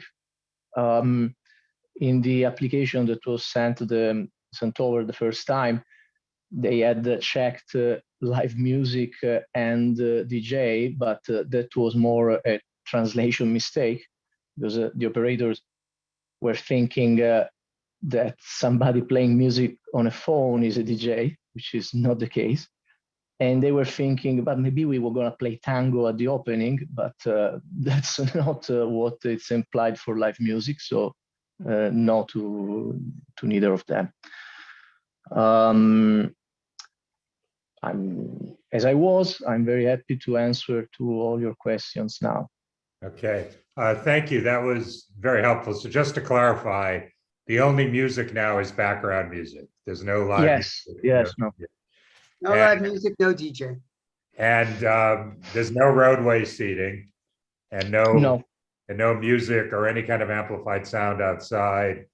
No. And you'll close the indoor doors whenever you have music inside. Yes. Okay. So the applicant is correct. They met with the 2954 Block Alliance as we asked them to. And they wrote to us and said they answered all our questions. The applicant was well received, agreed to no open doors and windows, no A-frames, closing time of 1 a.m. There were no objections to this applicant. In fact, members spoke in favor of it. And as you just said, one thing, Piero, we're going to look into, yes. As I think you know, when this whole thing was built, there were zoning limitations on how much of that plaza had to be kept public. Yes. So we just want to make sure this is not running afoul of that. I don't think it will, but if it does, we'll be in touch with you before the full board meeting. We're just we weren't able to get the zoning papers in time, but we would even, I don't know if that's the way to go about it, but I would think that we would stipulate that whatever seating in the plaza will not be in violation of any local easement is the word, Zoning. or zoning limitation. So, because very simply, it's probably going to take some back and forth to understand exactly distance and how many tables we can place. And we are not willing. We are. There's no other way to go about it. Of course, we will respect all of that. So if it turns out, hypothetically, that the restaurant has no right whatsoever to put a table in the plaza, simply the restaurant will not, based on the easement zoning regulation. Okay, that'll be great. We actually, Thank you. yeah, we actually know what it is. It's the requirements of the city planning zoning application. I even have a number. So we'll just put in a stipulation that you'll abide by that, okay? Yeah. Do you know, can you share that with us, and I will share it with the architect? Yes, if you call. Whom I lost trust to. Okay, if you call Nellie tomorrow in the community board office, she has, Nellie, you have this information, right? It's in that letter you sent me today? Yes, I can forward it. Okay, so she'll Do you send remember? it to you. Do you remember? Now I'm nervous. Do you remember what is what this number is? Oh yeah, I can tell you now. It's Please. N as in Nancy, 02. No. Sorry, no. I have the email. If you remember what the number in the letter you have for seating. tables. Sorry. The seating, he wants. The seating. Yes. The seating. If you can share this information with me He'll here. sleep better. Yes, exactly. Sorry, what? So that I How can many sleep seats can better. they have? I think he was looking for the number that you gave for the seating code. Correct. The seating code. That's what I was starting to give him, but it sounded like he wanted something else. No. I want something else, but out of curiosity, what is the number that you were going to give? This is the number of the zoning, the zoning resolution that requires certain parts of it be left open to the public. All right. This doesn't give you, you could have these amount of seats. It says in the plaza, this much of the area in the plaza must remain. I understand now. Sorry about that. Percentage. Yeah. So it's a And percentage. and there's certain percentage you can put chairs or seats. Yes. No. Okay, then I'm aware. I think I'm aware of that, and indeed, it's also the landlord is part of the conversation because the landlord wants to keep part of those for other tenants eventually. Because it's not. Yeah, it's not any one operator. It's how much has to be left open. No, exactly. to the public. Whole area. Yeah. So I stand by what I just said. Then. Okay. Let's proceed. Thank you. Thank you. And just one thing about your form, you answered, there's a page 7 for the DCA approved sidewalk cafe, but you're not getting one of those because everything is under open restaurants now. There's no. Yeah. So I'm just gonna cross out that page. Everything is the other page, outdoor items other than sidewalk cafe. Okay. Okay. And you've agreed to close outside at our usual times, 10 and 11? Yes, if you can give 11 during weekend, it would be great. Yeah, 11 Friday and Saturday, 10 every other night. Very nice. Okay with Thank that? you very much. Okay. Very happy. So we have it. Do we have? Motion to approve. Oh, maybe the public. Yeah. Nellie? There's no one from the public. Okay. Motion to approve. Bert, I have a question. We were Please. getting rid of the seats in the roadway, right? In Oh, front? yes. That Yeah, was, okay. Simply Thank because you. we can't. Yeah. It's illegal. No roadway seating, no music outside closing by 10 and 11. And no inside only background music. Yes. Now, Inga, Motion to approve. you second? Second. Okay, all those in favor? Aye. Opposed, present not eligible, and those abstaining. Thank you. Thank you all. Thank you for going back to the community and being a good neighbor. Thank you. I told you so. You didn't believe me last time. Good luck. Okay. Thank you. Last item on our agenda is number 23, 298th Avenue, Beyond Sushi. Hey guys, Guy Hi. here. How are you? Okay. I come to visit you guys again. So Are you speaking for yourself or do you have a lawyer with you or? I'm speaking for myself. Okay. My name is Guy, and I'm the chef and owner of Beyond Sushi. We have 4 locations of Beyond Sushi all across the city. And I have a location in your neighborhood called Willow, which I opened in January of 21 and got a beer and wine license for it, and then applied for a food liquor, which you guys approved, right on 199 8th Avenue between 20th and 21st.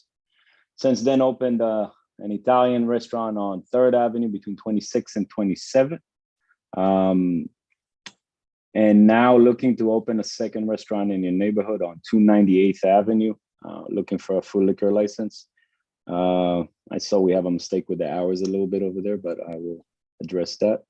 And that's it. All our restaurants have licenses. 3 of them have a full liquor license. 3 of them have a beer and wine license. And I'm here to answer any questions you guys have. Yeah. So a couple things on the hours. Did you want to change those? Yeah, they put in the hours that the kitchen will be open and closed. Right. I would like to have it from noon to midnight, if possible, throughout the week, 7 days.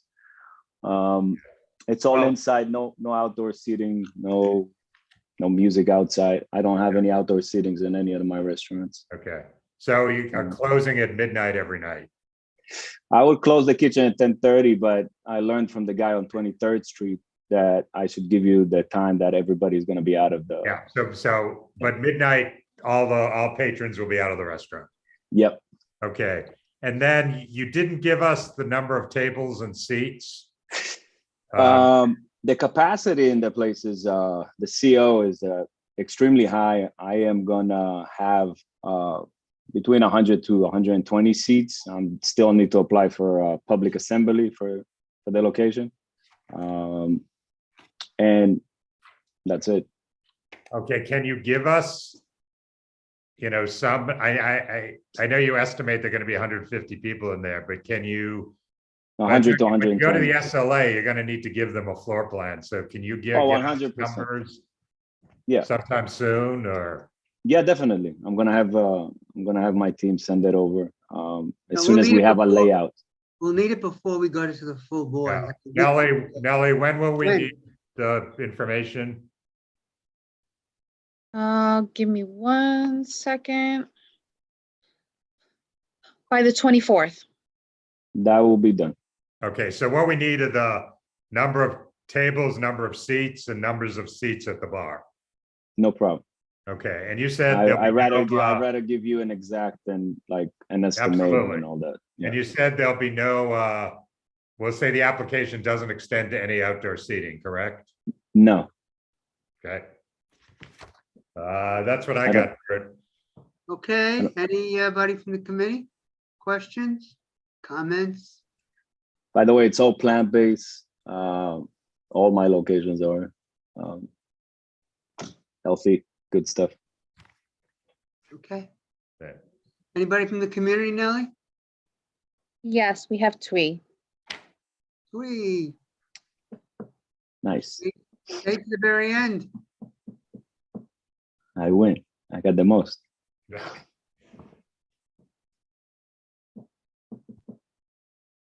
Thanks for saying I'm part of the committee still. Nice. Yes. Hey. I attend Beyond Sushi on 37th. I love Willow on 8th, and I'm looking forward to this. But echoing what Frank said with regards to the seating, you mentioned on your second page that there is capacity for ground and basement. So we'll also need to know if you're going to have seating in the basement.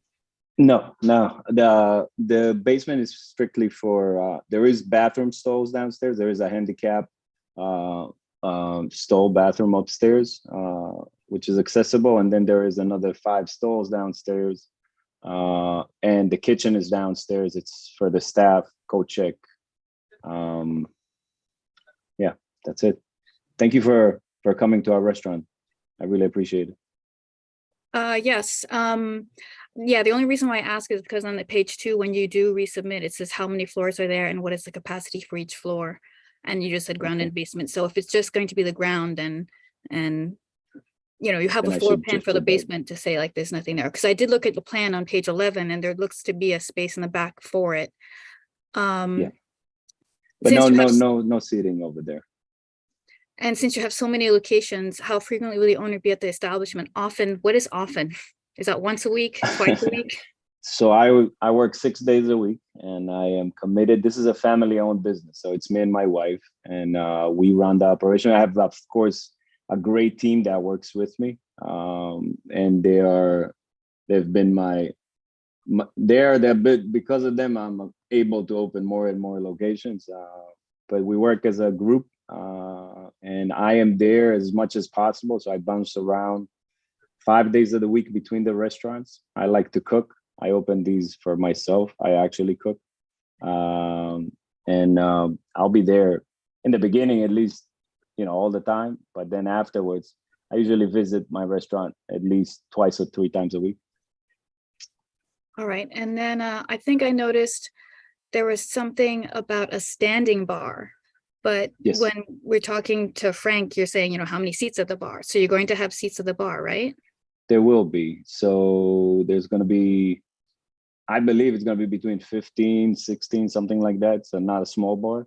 It's not a small space at all. It's a big undertaking for us. But I want to give an exact number. So I'm going to have my designer put a full layout, my architect, put a full layout of the whole restaurant. And then I'll submit it before the 24th of this month. So you guys will have everything, and I'm not just saying things, you know. Thank you. All right. Thank And you. since you mentioned, the last question is that since you mentioned this will be more of a Mediterranean type cuisine. Yeah, it would be a northeastern Mediterranean. So I'm combining Turkish, Greek, and Lebanese, Syrian food. I'm originally from Israel, and it's the region I came from. All my restaurants are not particularly where I grew up in. So this is like a big project for me. So why was the Monster Sushi, not Monster, Beyond Sushi, excuse me, the Beyond Sushi menu attached? Was what is that example? I think that they sent an example of the size of the menu. I don't have a final menu as of yet. I signed for the location about 2 weeks ago, so it's all in development. But you'll have the full menu soon enough. Right, I just as part of, I don't know if it'll be before the 24th, but. No, I'll submit it with it. If that's something that you guys require, I'll put it in together. Only because if it's going to be Mediterranean the way you say, and people see this, they might just think it's another sushi place. So you want to be clear. No problem. I just wanted to give like a layout of how it's going to be, because it's not final, and I don't want to give away something that is not final. But I'll submit it with the plans for the floor. I have no problem. All right. Thank you. Thank you all. Thank you. Welcome back. Do I hear a resolution? Oh, wait, anybody from the community, Nelly? Oh, yes. We tweet did is have from the one. community. I got the tweets from the. I'd like to make a motion to approve Okay, is there a with second? stipulations. Second. All those in favor? Opposed? Present not eligible and abstaining, and it is 9:26. Right. Thank you, guys. I really appreciate it. Thank you. Good luck. Yeah, I really want to Thank thank the committee. This may be the most efficient meeting I can remember from BLP in terms of what we went through. Bert told me this afternoon that he thought getting over by 9:30 would be a big win, and we managed it. So thank you, everybody. Thank you all. Thank you all. It's not, you know, we've had meetings that some of you might have been there that went on Midnight. 10:30, 11, even midnight. Yeah, I remember midnight. That was the worst. Okay. Thank did you. get some Thank snacks. you, everyone. Thank you, you. Frank and Bert. Thank you for running Thank such you. an efficient meeting. Bye, Bye-bye. everybody. I do Thanks. miss the snacks. Soon. Okay. Bye.